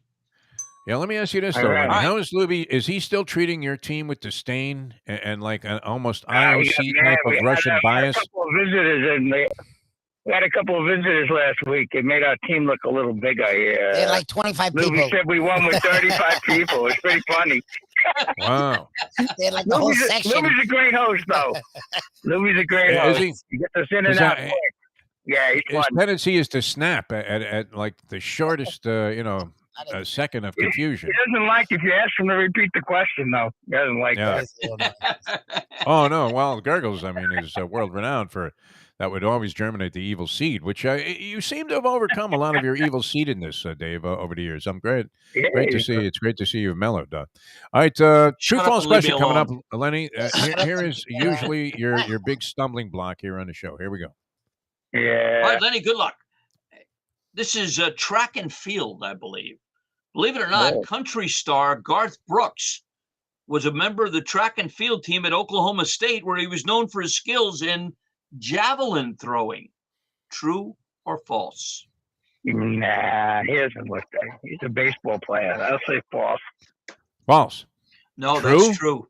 Jesus. That's true. Of course You know what's That's sad? one for you, Paulie, man. That's true. of course. Javelin throwing was very popular when I was growing up in Brooklyn. Also, No, it was some form of archaic weapon. I mean, that people were using, but that was the only familiarity we had with the idea of throwing a spear in the direction of anything. All right, you have one naturally, Lenny, going for 4 points here, and I'm moving to second place. Okay. All right, Lenny, Olympics. 3 nations have won more medals at the Winter Games than at the Summer Games. Wow. Which of the following was Nah. Nah. Not. one of those 3 that won more at the Winter than the Summer? All right. Norway, Germany, Austria, or Liechtenstein? What the hell? Let's go with Liechtenstein. No, Oh, that's Germany. they won their only medal at the Winter Games. Believe it or not, it's Germany. Yeah, Germany, had to Germany's be won Germany, more yeah. at the Summer than the Winter. Yeah, Germany's like a big country. I would say so. Yeah. Yeah, I mean, in the others, that's all they do. I mean, is All they have is cross-country ski. By the way, I can't wait till this afternoon. They have mutant transgender cross-country Nordic combined team competition, and it's the medal round. So, I mean, I've been watching the build-up to this. How many ways can they find to torture people by making them ski uphill and calling that sport? It's insane, right? Why don't they have it with a bow and arrow also, biathlon? Wouldn't that also be appropriate, right? I mean, you're more likely to have like a bow and arrow than you are to have a gun if you're on cross-country type skis or, you're skiing that kind of a route. But I mean, every event is on this cross-country course. All right, you have one going for 6. This would tie you with Andy for the lead and the top position right now in the Hialeah Park Trivia Challenge. Yeah. All right, Lenny, your favorite category, ABA basketball. Ooh. The ABA, Such a jerk. That's brutal. the Gurgles. He ABA, loves doing that to him. Yeah. the ABA only counted steals between 1972 and 1977. Based on those years, who was the all-time steal leader for the ABA? Was it Wow. Like that. What the- Roland Fatty Taylor, Don Buse, Ron Perry, or Chico Vaughn? Who the hell? Yeah, Herb, Don one of them. Busey. Don Busey. Don Busey's a great guest. He led in a lot of areas, but it was actually my camp counselor in 1967 at Dave Bing's All-Star Camp with Richie Cornwall, Roland Fatty Taylor, whose claim to fame was he held Calvin Murphy to 52 points in the Palestra. And his name would be very appropriate today because, most NBA players are rolling a fatty. So, get ready for any game. All right, Lenny, thanks for playing a game. A good try there. It doesn't mean that you're hopelessly out of it because we may, end up in a circumstance where we have to go to some kind of overtime rule. And next player, if you want to dial us up, it's 954-417-0070, 954-417-0070. It's the Hialeah Park Trivia Challenge. But you know what? And this was great. I had an occasion to go down there, and the Polyman set this up for us where we went down to the Magic City Casino, Gurgs.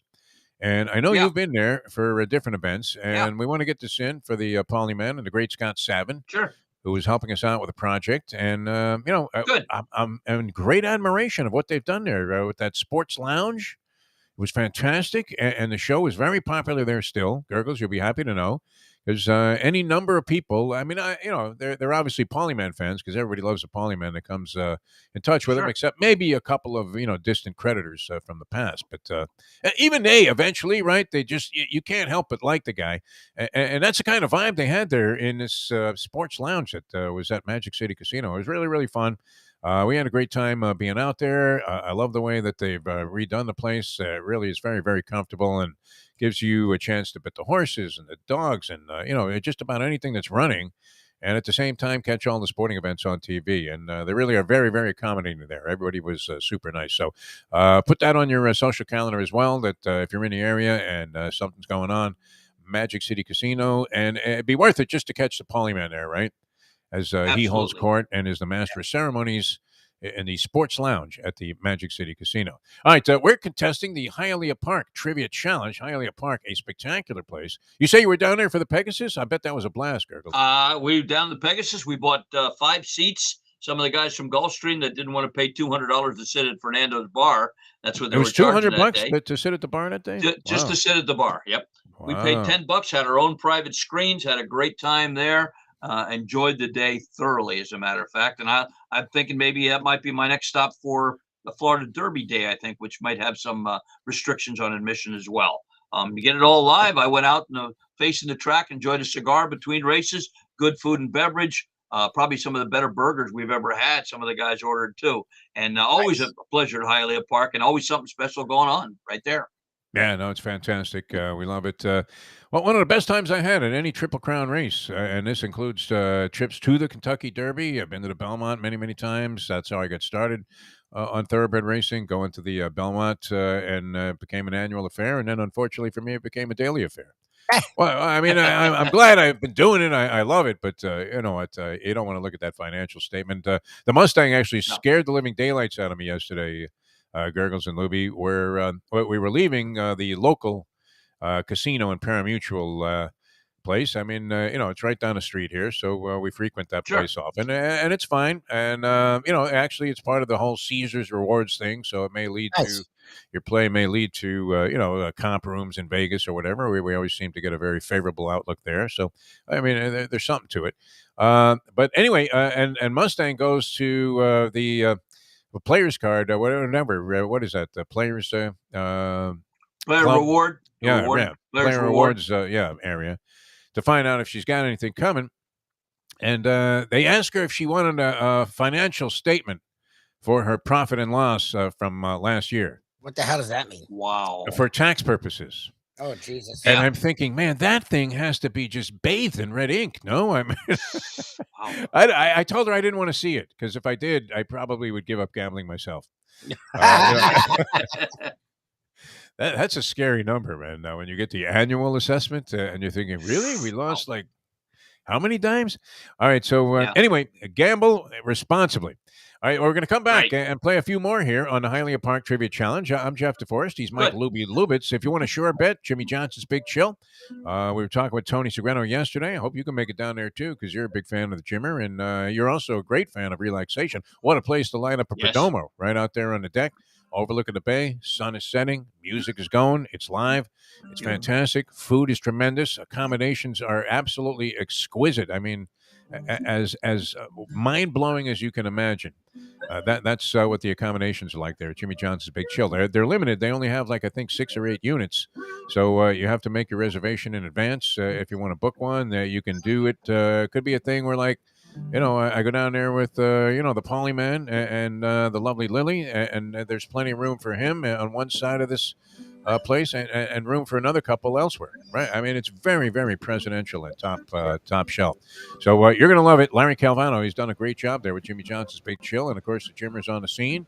And you heading for the Keys in any direction. If you're coming out of Key West and you're going north, and you're thinking, should I stop again at that Mutineer? Is that the name of the place? Yes. Mutineer, yeah, as in mutant. No. You want to keep going. You want to go to the Big Chill. Yeah, you don't want some gas station sandwich that you picked up in Florida City. Just stop at mile marker 104 on the Overseas Highway and get yourself Gurgles. I don't know how you feel about like different types of pizzas, but the Italian fisherman pizza is like a seafood eater's dream. Absolutely amazing. Wow. That's really great. I couldn't believe it. Yeah, it's like, wow. I mean, that's like a live Maine lobster crawling across the thing. It was incredible. No, they didn't hold back. That's for sure. But, they had all kinds of stuff, conventional pizzas and the nachos there. Of course, Jimmy has to put his stamp of approval on those. And, he spent all those years in Texas. So he knows what a plate of nachos should look like and taste like. And great food also. I mean, if you want a little more high-end stuff, they have all kinds of great seafood dishes right out of the bay there. I mean, in the ocean. They get the fish fresh in there every day. Dominic and Jimmy does a great job at Jimmy Johnson's Big Chill, mile marker 104. And that's the Overseas Highway in Key Largo. All right, Gurgles and Lubie and I will play a few more here on the Hialeah Park Trivia Challenge later on about 8:35. Dave Hyde, outstanding columnist with the South Florida Sun Sentinel, and of course universally syndicated because no local papers have a staff anymore. No, he's no, because of his brilliance, Deforrest. Yes. Anyway, Dave's going to join us later on. Obviously, South Florida's been a hot spot for football controversy and developments. And, once again, we're in the spotlight with this whole thing with Stephen Ross, and he's written about it.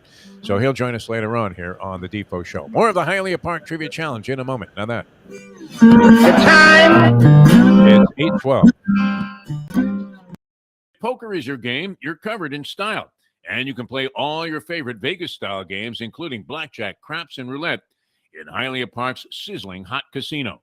Get a player's card when you walk through the door for all kinds of generous amenities, including our favorite, free play, when you come out to the ultimate casino and entertainment destination, Hialeah Park. These days, we're all looking for comfort anywhere we can find it. Thank goodness for Landlubbers, Raw Bar, and Grill in the Plantation location because they are making sure you are as comfortable as possible. You're going to have the best wings in the world. You're going to have a great burger. You're going to have their amazing soups. Again, Landlubbers, Raw Bar, and Grill. It's nice and easy. Just go to landlubbersbarandgrill.com for both your pickup and free delivery. Thank goodness for Landlubbers for making you always feel right at home. Catholic Health Services is committed to care that changes as your needs do. Our full continuum of services is designed to be there throughout your care journey. If you need assistance with daily living, post-acute care following a serious health event, or additional medical care at home, we also offer skilled nursing and palliative and hospice care. Your care needs may change, but our commitment never does. Catholic Health Services, South Florida's #1 choice for post-acute and end-of-life care. Visit CatholicHealthServices.org. Tim Reddy with his former Dolphin great. I'm not really a degenerate, but I am willing to learn. The only way to get your morning started is with Defo, joined by Lubie, right here on the Defo Show. Welcome back to the show. Good to be with you here on ION Channel. You can Google the Defo Show, DEFO, and catch the entire archive of programs that we've done here with Jack Namer's fine organization, the ION Channel, which is growing like a weed, just absolutely fantastic. Mike Lubitz. We have Dave Gergely. It's the Hialeah Park Trivia Challenge. We do this every Thursday. Your chance to win some fabulous stuff. And today, of course, competing for not only the distinction of being a champion here on ION Channel, but also a Landlubber's gift certificate, which is especially valuable if you happen to live here in town and win the game. You can dial us up at 954-417-0070, 954-417-0070. And we have a leader in the clubhouse. That is Andy. He tallied 6 points, so very much open to get to the finals here, which are going to come up in the next 15 minutes or so. So get busy on the phone lines. We're ready to go with another player. And Dave Gergely has our next set of questions on the Hialeah Park Trivia Challenge. And a nice segue from your gambling section there. Gambling is the topic. This oft-disrespected comedian, on his efforts to reform, said, just the other day I joined Gamblers Anonymous. They gave me 2 to 1. I wouldn't make it. What is that? Rodney Dangerfield, Rodney Harrison, Harrison Ford, or Ford Frick? You can see Rodney delivering that line on stage. Here's the Renophone Scrambler. And we have Ron. Ron, you're on the Hialeah Park Trivia Challenge. Good morning, sir. Good morning, fellas. First, I'd like to say happy belated birthday to Gurgles. Thank you for Thanks, Ron. that. Go to A.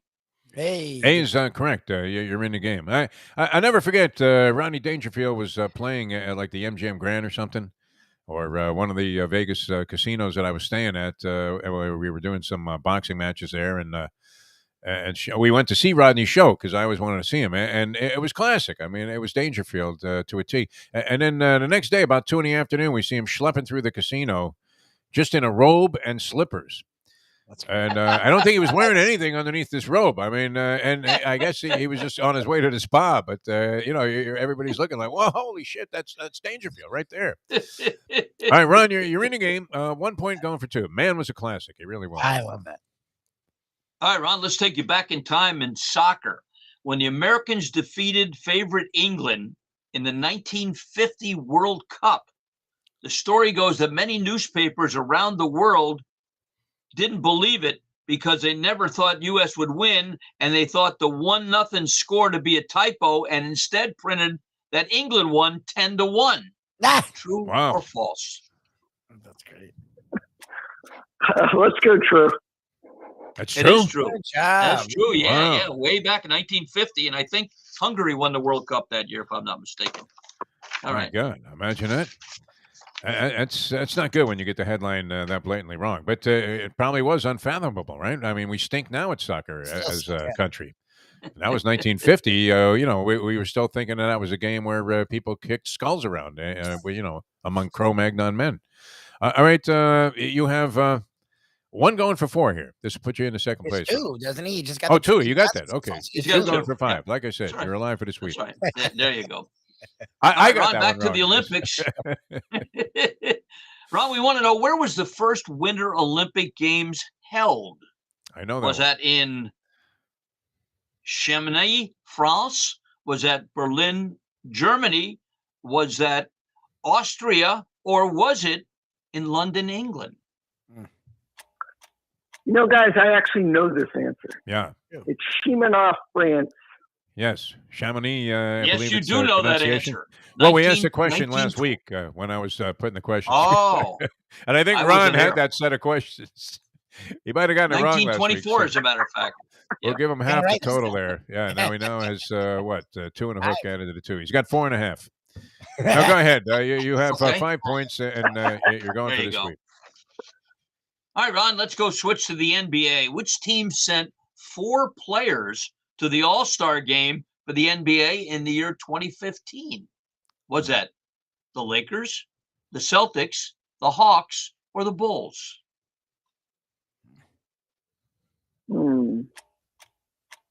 Let's go the Hawks. Hawks. Wow. Good job. Yes. Sweet. Al Horford, Paul Millsap, Jeff Teague, and Kyle Korver, the Atlanta Hawks. Well done. As a polyman would say, there's going to be plenty of sweepers today. Plenty of sweepers. The kiss of death. Yeah. Sweeping up tickets, in the Breezeway bar there at Gulfstream, and or, maybe you won't find that kind of a mess there at Hialeah. They're right on top of it. You notice that place is very clean for a racetrack, is it not? You see a lot of schmutz on the floor. They're really good about that. All right, down us up if you want to play. We'll get another contestant in there. We have a sweeper, so Ron's automatically going to be in the finals. That he is a lock there. She's on the podium. He's on the podium. right? When there's only like one competitor left, and you're in line for the silver and the gold. 954-417-0070. 954-417-0070. If you want to play the game, Andy has 6, and he opened up the scoring. So right now we're locked in with Andy and Ron, and we'll go ahead and play one more before we get to the finals here of this colossal game. It's now known as the colossal game of the Hialeah Park Trivia Challenge. All right, we're set to go. And Gurgles, go ahead and fire off a question. Okay, here we go. Golf. This writer on his attraction to golf said, playing golf can be very interesting, but not the part where you try to hit the little ball, only the part where you get to drive the cart. Yeah, that's pretty much it. Our own Dave Barry, Gene Barry, Yale Larry, or Dirty Harry? Gene Barry, man. He was great. Underrated, right? Bat Masterson. Wasn't he Bat Masterson? Yeah. And all right, here's a random phone Burke's Law. speller. Burke's Law. He was great in that, too. Very understated actor who seemed to just kind of elude. He gave off a vibe of just being first class. I don't know. I meant to say something other than elude, because he obviously epitomized that. That's what he did. All right, here's Mike. Mike, you're on the Hialeah Park Trivia Challenge. Hello, Mike. Answer is A. A is correct. Good job, Mike. How are you? Well done, Mike. Quick aside, Gene Barry was also the star of the movie adaptation of War of the Worlds. Orson Welles. Yep, he was in the star of that. I remember Gene Barry. Anyway, you got one, Mike. Here we go. Horses, imagine true how or people false? believed that was happening, War of the Worlds. We used to play clips from War of the Worlds Wow. because it seemed like the world was collapsing. What was the occasion there, Lubie? That we had the War of the Worlds clips. Had you look them up? The beginning of the pandemic, yeah. In the pandemic. We were playing this all the time, and it was obviously upsetting to some people, but nonetheless, it was amazing because it was applicable to what was going on. Yes. And here was this Orson Welles thing that he had done like 100 years ago, and it was great. All right, one going for two here, Michael. Michael, horse racing, true or false? Mickey Rooney, the legendary actor, was discovered by Jack Warner of Warner Brothers Films while working as a hot walker and exercise boy at Del Mar Racetrack in the 40s, owned by Pat O'Brien and Bing Crosby. True or false? That must be true. That is true, right? No, that's false. That's false. It's false? Mickey Rooney was not a hot walker, no. He could have been a jockey, right? I mean, you could have seen that. Yeah, he could have been, but he wasn't. Yeah, that was a good one, man. You had me fooled. I was thinking, wow, I know this, and it's true. All right, you and I were both fooled, Mike. So you have one going for 4. All right, Mike. One of the famous Olympians of all time, Eddie Egan. He's the only athlete to have won gold medals at both the Winter and Summer Olympics. He won a gold in 1920 in boxing. And then in 1932, he won one in the Winter Olympics. In what event? All right. Defo are on the same way. Yeah, you know what? We must have looked at the same websites to make up these Olympic questions. You gave that one out last week? Yeah, but we already we're going to give Mike a shot at this. He may not know the answer, okay. So it's possible. All right. I'm like, I know it. Yeah, Lubie knows. I mean, we're both sitting here with certainty, like we just aced the SATs. All right, now go ahead. Fire up the choices. Sorry. Was it the luge? Was it the slalom? Was it the team bobsled? Or was it archery? I have no idea, but I'll say luge. Close. Wrong. Yeah. I mean, it was team bobsled. Yeah. Yep. Yeah, I saw that the other day in like This Day in Sports. Oh, you're getting the New York Post. That's where you're getting this stuff from, no? Because it was one of the lead items in This Day in Sports. All right, 5-point question coming up. This is big because it would put Mike into the with Andy and dead heat for the possibility to go to the finals and face off against the sweeper. Yeah. All right, here we go. You're never out of this game. That's the beauty of this game. It's like being the Cincinnati Bengals. You're never out of it. There you go. This is one of my favorites. Baseball. The Major League Baseball record for strikeouts by a pitcher in one inning is 4. Several pitchers have achieved that feat. However, one pitcher in the spring training game actually struck out 5 batters in the same inning. Who was he? Wow. Was it Joe Niekro, Phil Niekro, Wilbur Wood, or Ryan Duran? I'm going to say Wilbur. I'm going to say Phil. No. As Paulie Man would do. Not it Ryan was Duran. Joe Necro Joe against Necro. the Twins.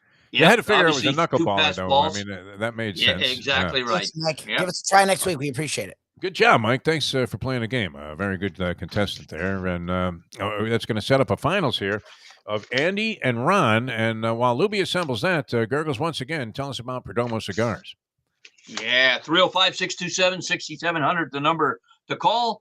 5150 Northwest 167th Street, the place to go, 9 a.m. to 6 p.m. I'll visit with Nick next Tuesday. You can go in there. He's there. Nick Jr.'s in there as well. It's a family affair. His new wife, Lauren, is there, and a new grandbaby through their daughter as well. It's really a family-run business, but it's an internationally famous cigar. They make them perfect one at a time. Cuban seed tobacco grown in Nicaragua, and you can go in there and take your pick in the humidor. I'm a Lot 23 Churchill style. Some people like the Maduro shorter one with the darker wrapper, but you can get them perfect one at a time, whether you're shopping for yourself or a gift for someone else, whether it's a humidor, a lighter, or a selection of cigars. Perdomo Cigars is the place to go, and Nick and his family run it like champs. So today, tomorrow, this weekend, put something great in your mouth with a cigar from Perdomo Cigars. All right, we're going to give Lubie a little shot here to put the finals together, and then later on we're going to have Dave Hyde of the South Florida Sun Sentinel. So we'll be back to wrap up this edition of the Hialeah Park Trivia Challenge, and we will take you past that and beyond today. Also brought to you by Hialeah Park on a Defo Show with Dave Hyde talking about a bunch of football issues that are taking place and maybe some other things. We'll expand the conversation about things going on around the world of sport. Dave Hyde, distinguished columnist, going to join us here on the show right around 8:35 this morning. All right, coming back with the championship round of the Hialeah Park Trivia Challenge on this Thursday in a moment. Now that. The time. It's 8:26. Tony Segreto here. Let me ask you a question. What do you look for when you go out to eat? Good food, obviously, friendly atmosphere, not too loud, but good energy, reasonable prices, and a place where you feel comfortable. You're talking about the Texas Roadhouse. Good for a family, good for a date, or just a night out for yourself, and prices that will make you extremely happy. Their ribs unmatched. Steaks hand cut every day. Everything, and I mean everything, is made on site, including their incredible bread. Trust me when I tell you, Texas Roadhouse, your restaurant, your destination when you say, where should we go and eat tonight? From the newly renovated sports bar to the beautiful bayside views captured at the Tiki Bar, Jimmy Johnson's Big Chill has it all. Located at mile marker 104, the Big Chill also offers waterfront dining while experiencing breathtaking sunset views of the Florida Keys. It's simply the hottest spot in the Keys to cool off. That's Jimmy Johnson's Big Chill at mile marker 104 in Key Largo. For more information, call today at 305-453-9066. Any time of year, things can happen to your home or business, and the insurance company can be your friend, but they also can be your enemy. Horizon Public Adjusters, Justina Testa, are here for you to help this process go so much easier. 7 to 10 times more money recovered with a public adjuster than if you went on your own. If there's no recovery, there's no fee. Before you call your insurance company, call Horizon Public Adjusters and Justina Testa at 954-809-8752. Either right-handed or left-handed, get down in there, shirk off the defender. The only way to get your morning started is with Defo, joined by Lubie, right here on the Defo Show. I think Hubie's still broadcasting, isn't he? Is he still on the TNT broadcast? Hubie Brown. Actually got an extension in his 80s. Yeah, I mean, he's in his upper 80s. I mean, this guy's like, almost 100 years old. It's incredible, and he's still analyzing basketball games. Well, that's a 2-3 zone, and when you go against a 2-3, there's 16 out of 27. He has a lot of statistical stuff in there. And all right, the statistics probably are pretty favorable for both of these guys in terms of competing for championships here on Ion Channel in the Hialeah Park Trivia Challenge. Welcome back to the show, the Defo Show. Mike Lubie Lubitz, Dave Gurgles Gergely, about to contest the championship round of this week's edition of the program with the promise ahead that the Polyman will make a physical appearance here on the show.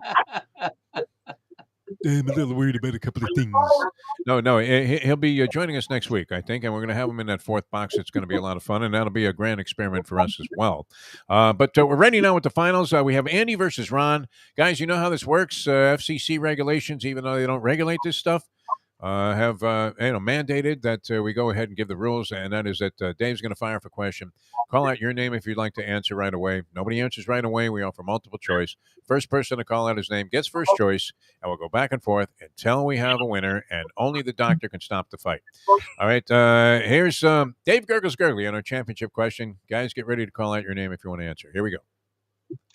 Good luck, guys. Olympics. What is Gergely Grastrom's claim to Olympic fame? Gergely Grastrom. Anybody? All right, Nobody? Here's multiple choice. He was sadly the referee in the Olympic boxing match where the Korean fighter was killed. B, he was the ski jumper on Jim McKay's agony of defeat on the Worldwide Sports Show. Yeah. Wide World of Sports Show. C, he was the first decathlon winner of the you trying to jump in there? Andy, go ahead. He said Andy wants. I think Andy wants to answer here. Andy, go ahead. He wants to. I'll go with the ski jump. I'll go with the agony of the feet. Oh, it was on Wide World of Sports? No, incorrect. All right, that was 3 for Ron You should here. know that, Andy, because you just experienced it. Okay. Once again, we'll repeat it. From Chamonix, France. Was he the referee in the fight where the Korean boxer was killed in the Olympics? Was he the first 20th century decathlon winner in the Olympics? Or finally, was he the first person to win a medal in the same event in both the Summer and Winter Olympics? Wow. All right. There are 3 choices there, Ron. Let's go D as in dog. D, the last one. Yeah, the last one. That's right. In the Summer Olympics, he won in skating in 1920, and then in the first Winter Olympics, he got a medal in skating again. Wow. What kind of skating did they have in the summer games? All right, Ron, I'll get you your thing. Warm. Yeah, thanks. It was warm. Warm skating.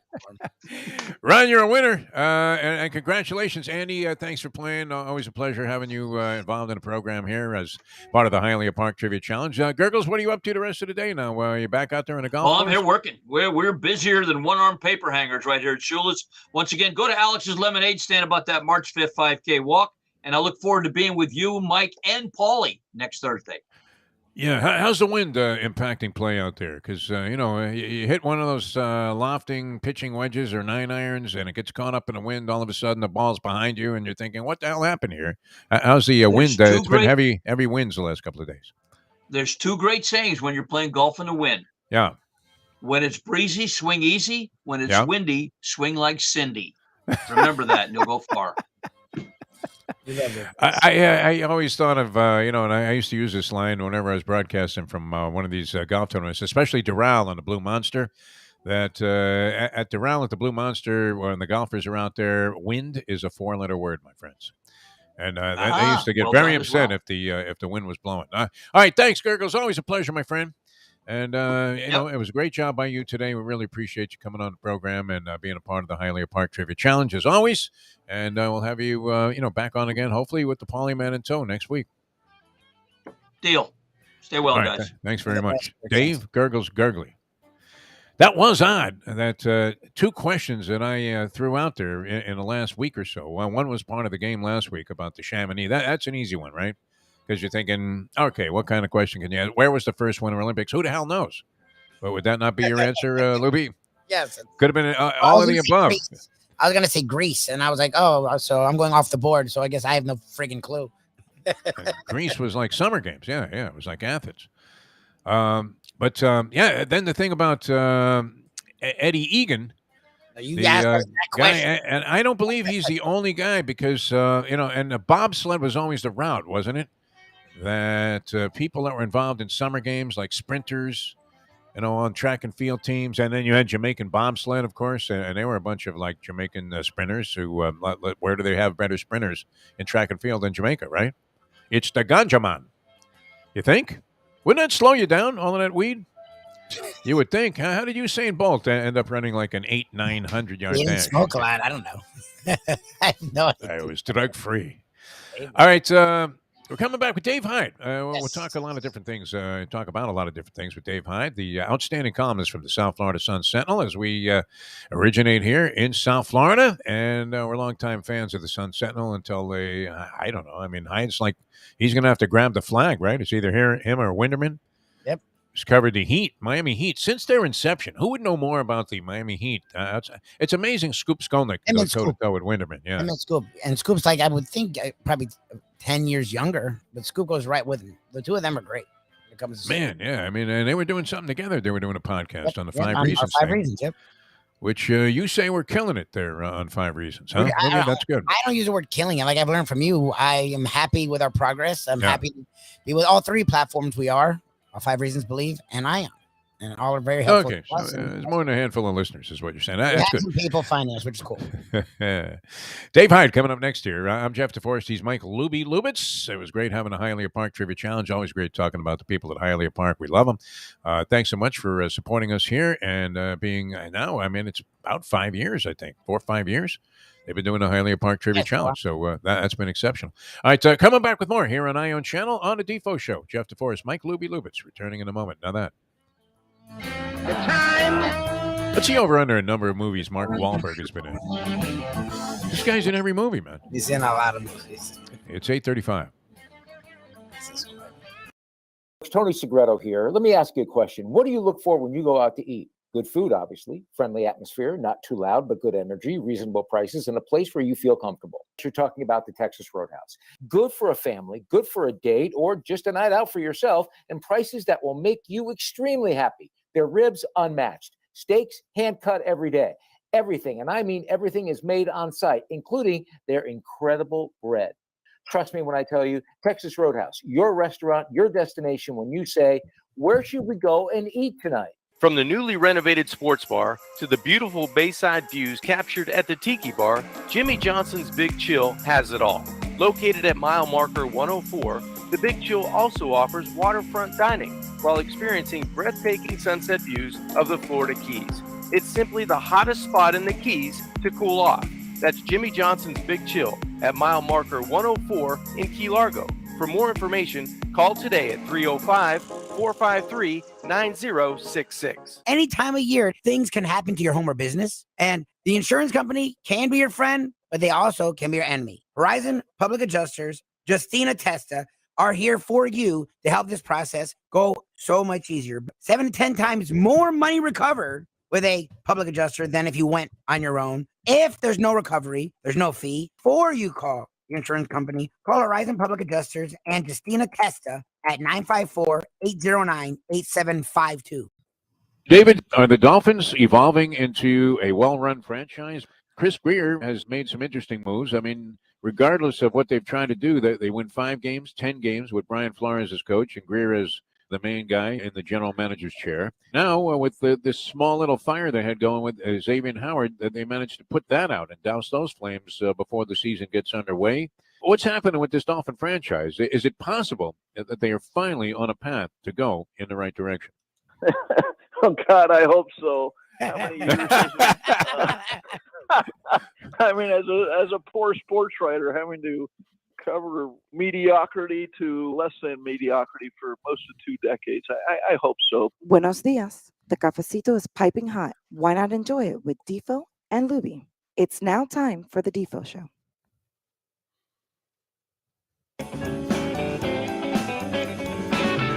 Welcome back to the show. Good to have you with us here on Ion Channel, the Defo Show. Jeff Deforrest, Michael Lubie Lubitz. You can Google the Defo Show, catch the entire archives of programs that we put together here on Ion Channel, which are starting to number into some substantial figures here. And this man has made many appearances with us here on the show. We're very happy about that because one of the most authoritative voices in the sports journalism field. Of course, we've had the pleasure here in South Florida of enjoying his columns. And as we said, as they start to have like 0 local staff on these 50,000 circulation dailies around the country, I would imagine his columns are appearing in virtually every newspaper that his publisher has a hand in. Dave Hyde joins us here from the South Florida Sun Sentinel. David, how are you, my friend? I'm good. Can we call this like my 100th appearance or something momentous like that on your show?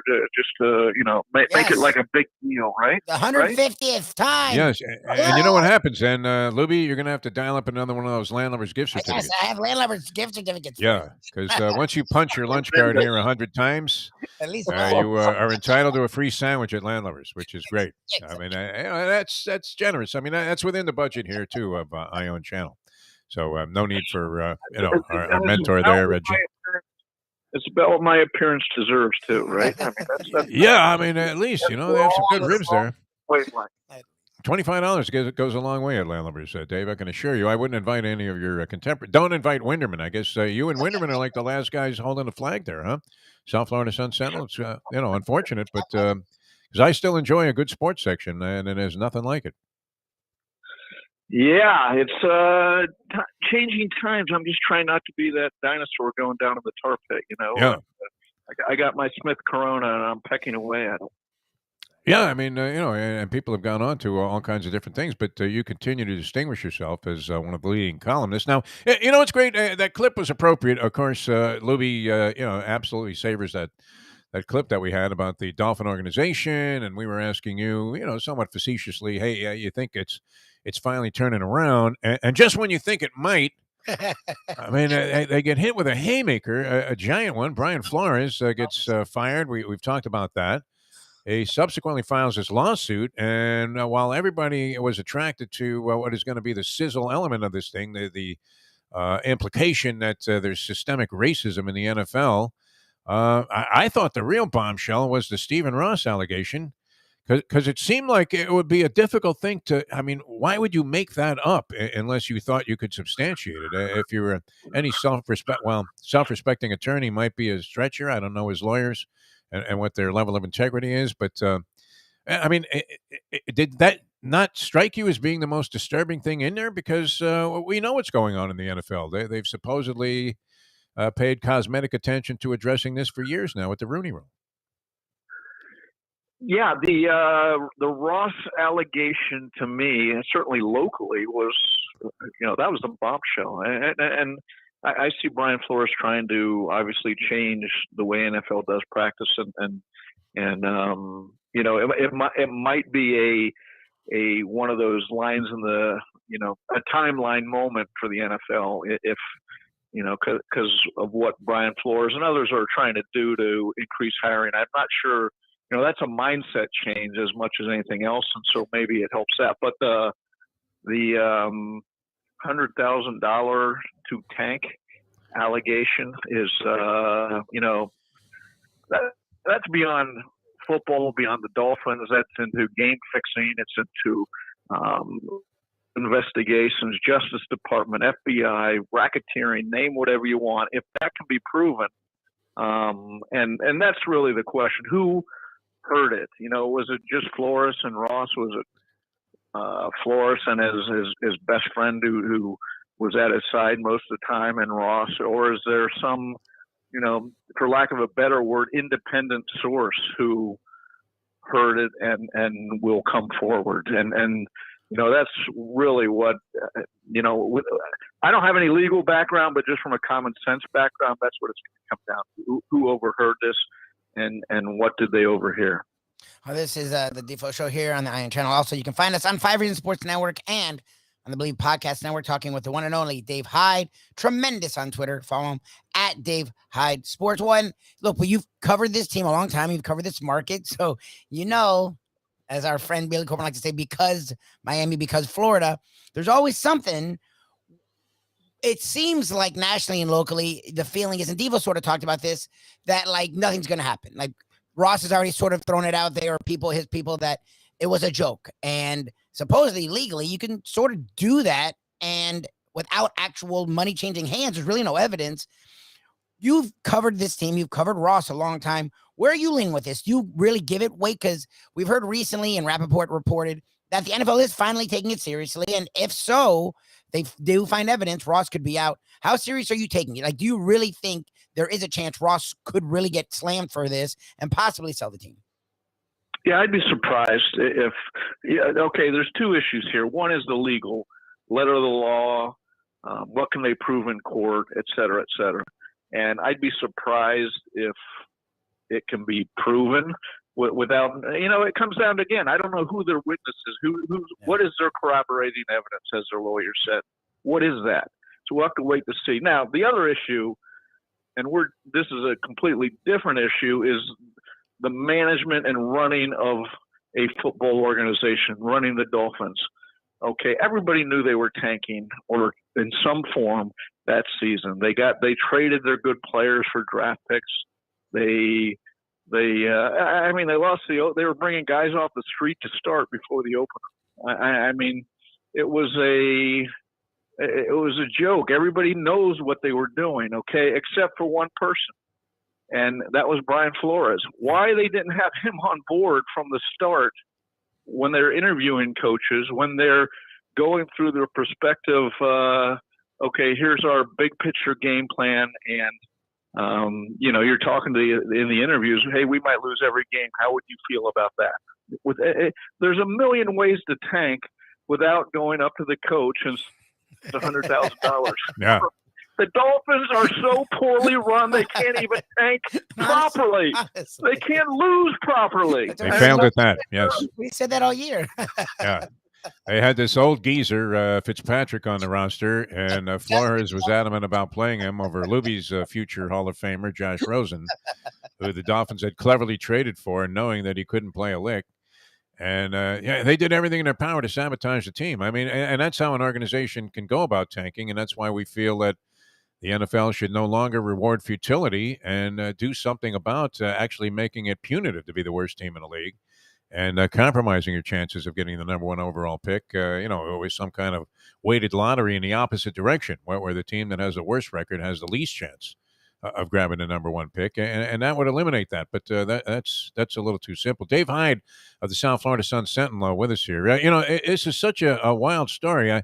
I guess if you wanted to go through a football off season, this would be the town to be in, either here or D.C. or with now our former good buddy Rich Dalrymple out there in Dallas, which that's quite a wild story as well in light of the fact that the kid started here very humbly and is now retiring. But a couple of things. I mean, can you imagine with all of this talk about the lack of diversity among coaches in the NFL, if you are Brian Flores and you're a black head coach, you finally get a spot, one of like three that existed in the league with black head coaches.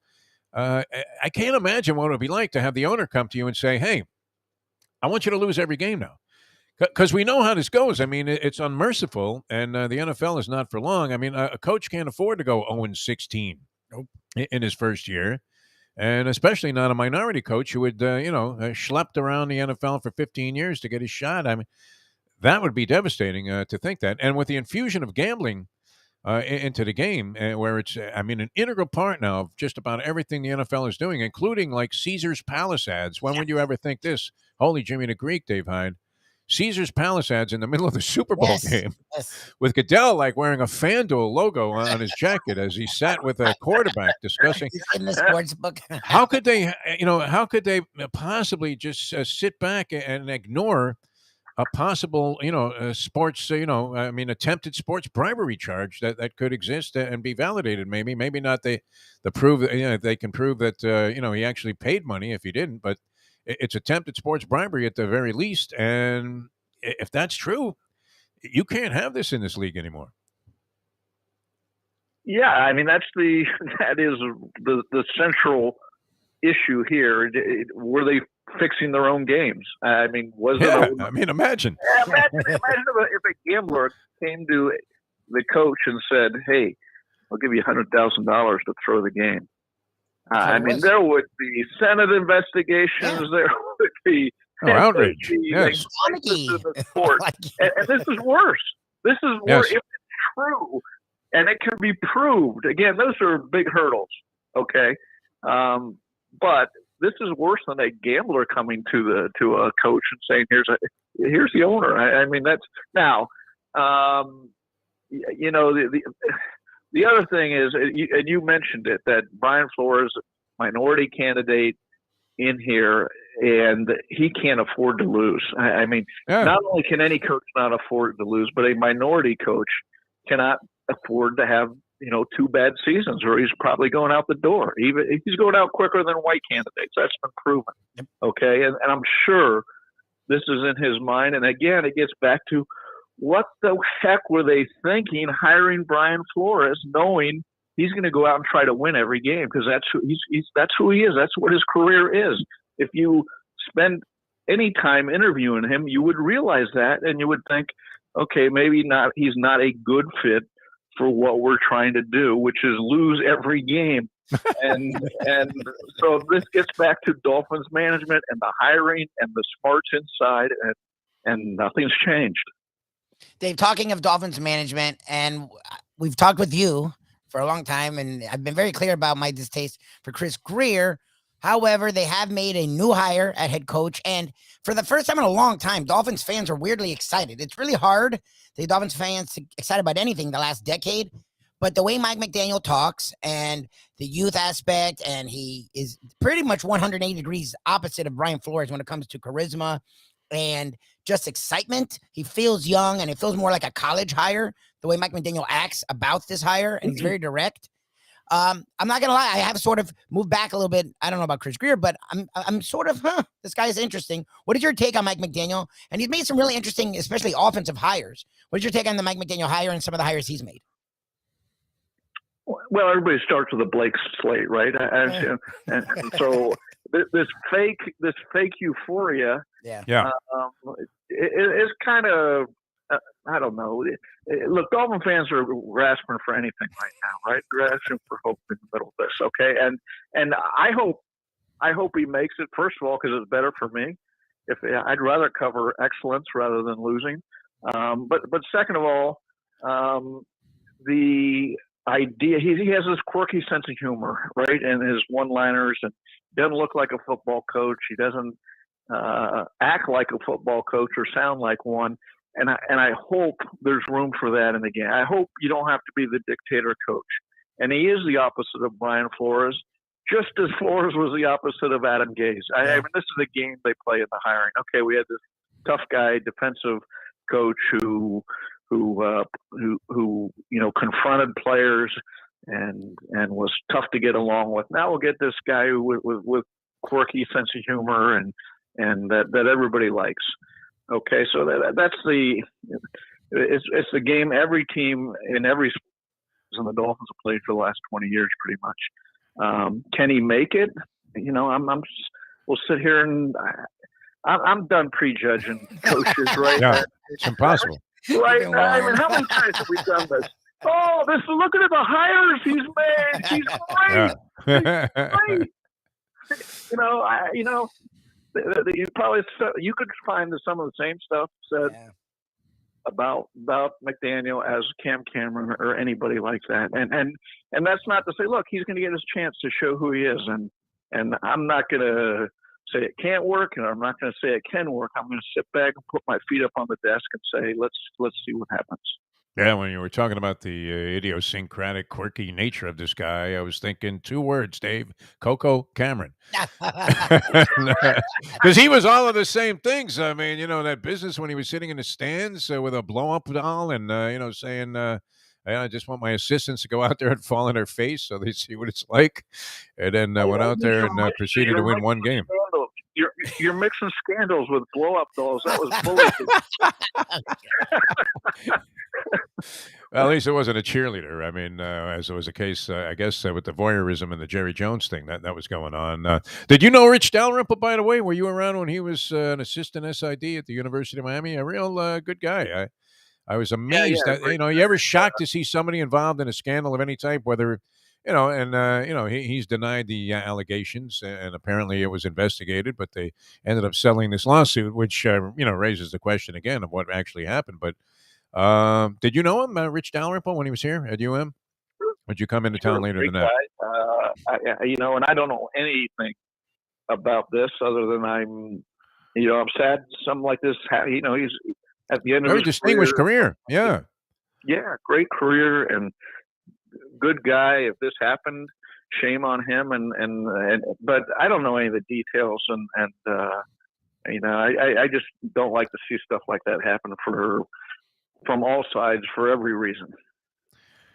Rich, he used to tell us when Jimmy was coaching the University of Miami, he liked to go down to the Bahamas, and Jimmy was sending it in pretty well. I mean, he was making pretty good money. And Rich's job, one of his responsibilities was he had to carry the cash back that Jimmy won. Jimmy would win like 40, 50 grand at a time when he was there. I would imagine he didn't win every time, but nonetheless, he's fairly lucky. The kind of guy that always comes out on top. So Rich was telling me about how he'd be on like one of those rickety commercial airlines, like Bahamas Air or, whoever flew to the Bahamas. And he'd literally have like 2 bags on him with like 50 grand in them. I don't think Jimmy was lucky. I think he was he had just shrewd. Yeah. He was but yeah, there are stories of Jimmy winning and winning a lot and playing blackjack. Yes. Yeah, he played like 3 hands, substantial amounts of cash. It was pretty incredible. All right. Speaking of which, wow. Thank you for the reminder, Lubie. Is you're not the kind of guy that's going to come on here and force feed us whatever you're pushing right at the top. I felt bad. He hasn't even mentioned it yet. Oh shoot! What about the book you did with Jimmy, Dave Hyde? Wow, and rave reviews for this thing so far. I'm going down to talk to him today. We're still writing it. Okay. We're still. Oh, okay. I thought you had it out already. Yeah, the book's called Swagger, which perfect title for Jimmy Johnson and the life he's led, and it's a lot of fun. A lot of stories that haven't been told that he's ready to unload and tell basically his memoirs of from to Dallas to now working at Fox, making the Hall of Fame, and living in the Keys. Retiring better than any coach that I know for sure, and so it's a lot of fun to do. A lot of fun to get to know Jimmy Bennett. Now, when did you start on this project? Because obviously the thing already has a title, and I thought it was published. I saw an allusion to it on Facebook. Yeah, they're talking about it like it's out. It's like, geez. And I thought it was out already. But, are you out fishing with Jimmy? Are you drinking Heinekens? How are you approaching this from a business standpoint? I flew with him on his plane, a private plane to Tampa. He gave a motivational, and that was fascinating. And a lot of time in his home in the Keys, and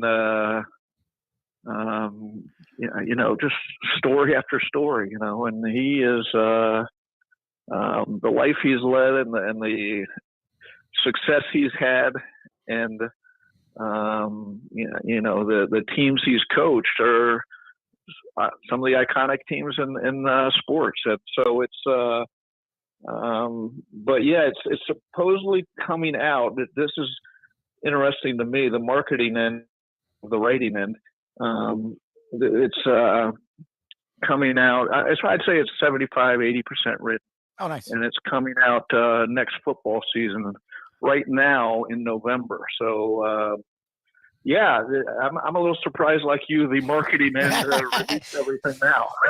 This book, I haven't read it. I already was nominating it to be, one of the entries in the Library of Congress. Or something. But the 80% that's done is award winning. Now, can the last 20% hold up that end?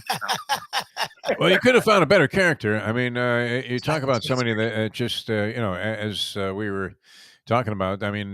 Exudes a certain, enjoyment of life, and I always love the total recall these guys have. We had a chance about, I guess it was 6 months ago, go down there and have an hour with Jimmy on the radio, and it was fantastic. Just spellbinding stuff, and his total recall of all these different things is absolutely great. And I imagine he'd be even more candid in this book, which not like he was holding back, but gives him a little bit more license to go ahead and say some things that might not have been befitting that particular radio interview. And so I can't wait to see this. Dave Hyde, congratulations on that. And wow, we often talk about how great this business is, and people can have their gripes about it, but to get a chance to do something like that has to be just phenomenal, even for you, who's, been at the highest level of sports journalism for a long, long time.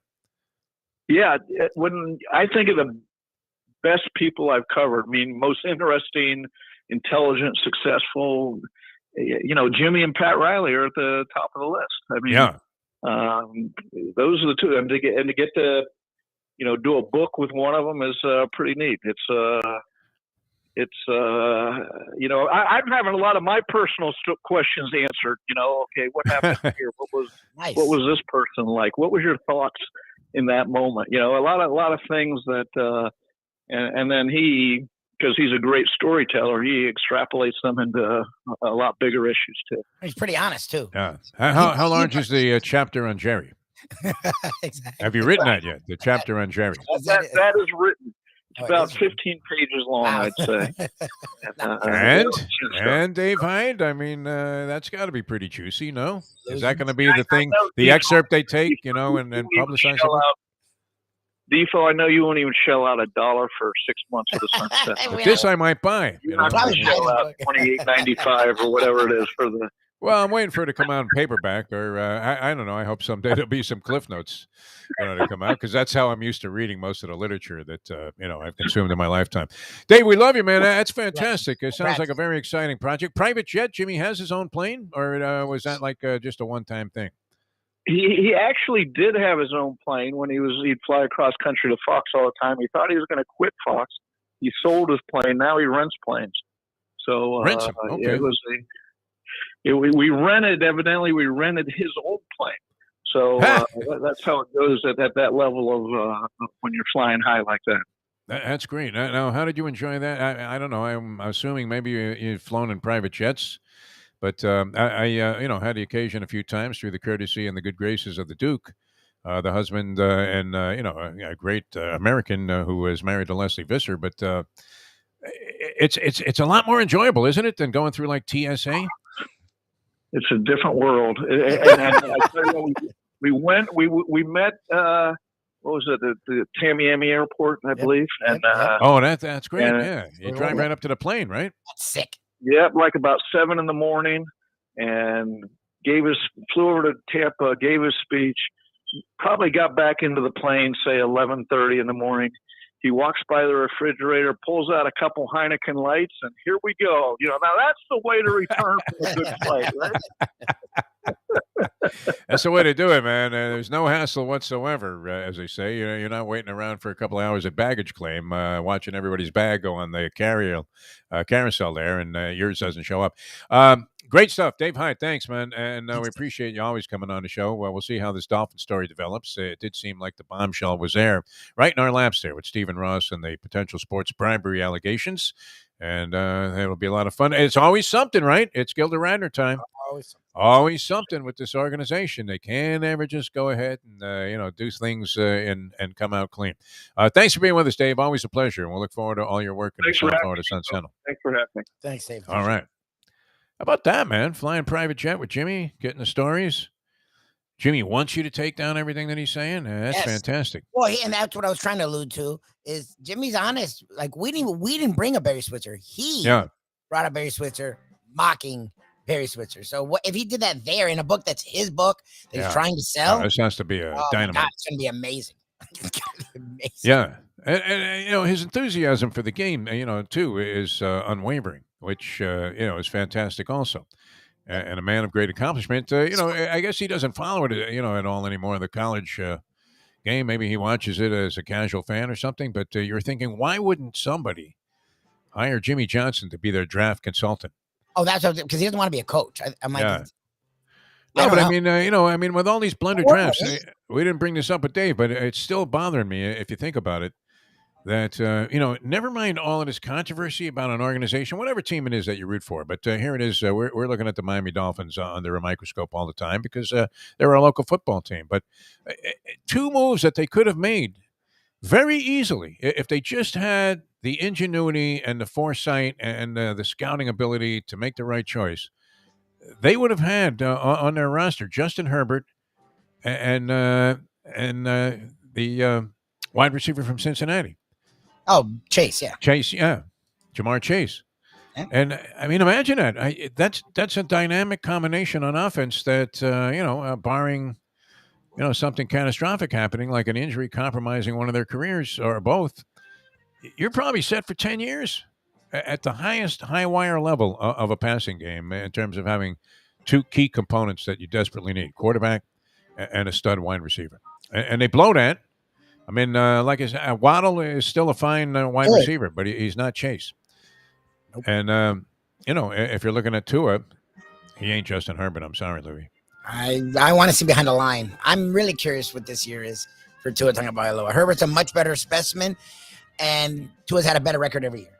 So I'd like the to see thing him that scares me about this Mike McDaniel is he quickly became a yes man. Quickly. I mean, started goose stepping or whatever it was that Stephen Ross was selling. Now, that's not uncommon for a new incoming coach. Yeah. He certainly deserves a shot before I pass any judgment on whether or not he can do this or not. I didn't know what to expect from Brian Flores. I really didn't. And I still can't really characterize what it was that made him a good, successful coach. But to win 5 games with that Dolphin team, that bunch of bag ladies and dreck that he had on his rosters, and they continue to just strip it away. The guy's getting beat 48-0, and they're still trading players. Yes, right. That's what happened. Yes, since Patrick was playing the season for draft picks.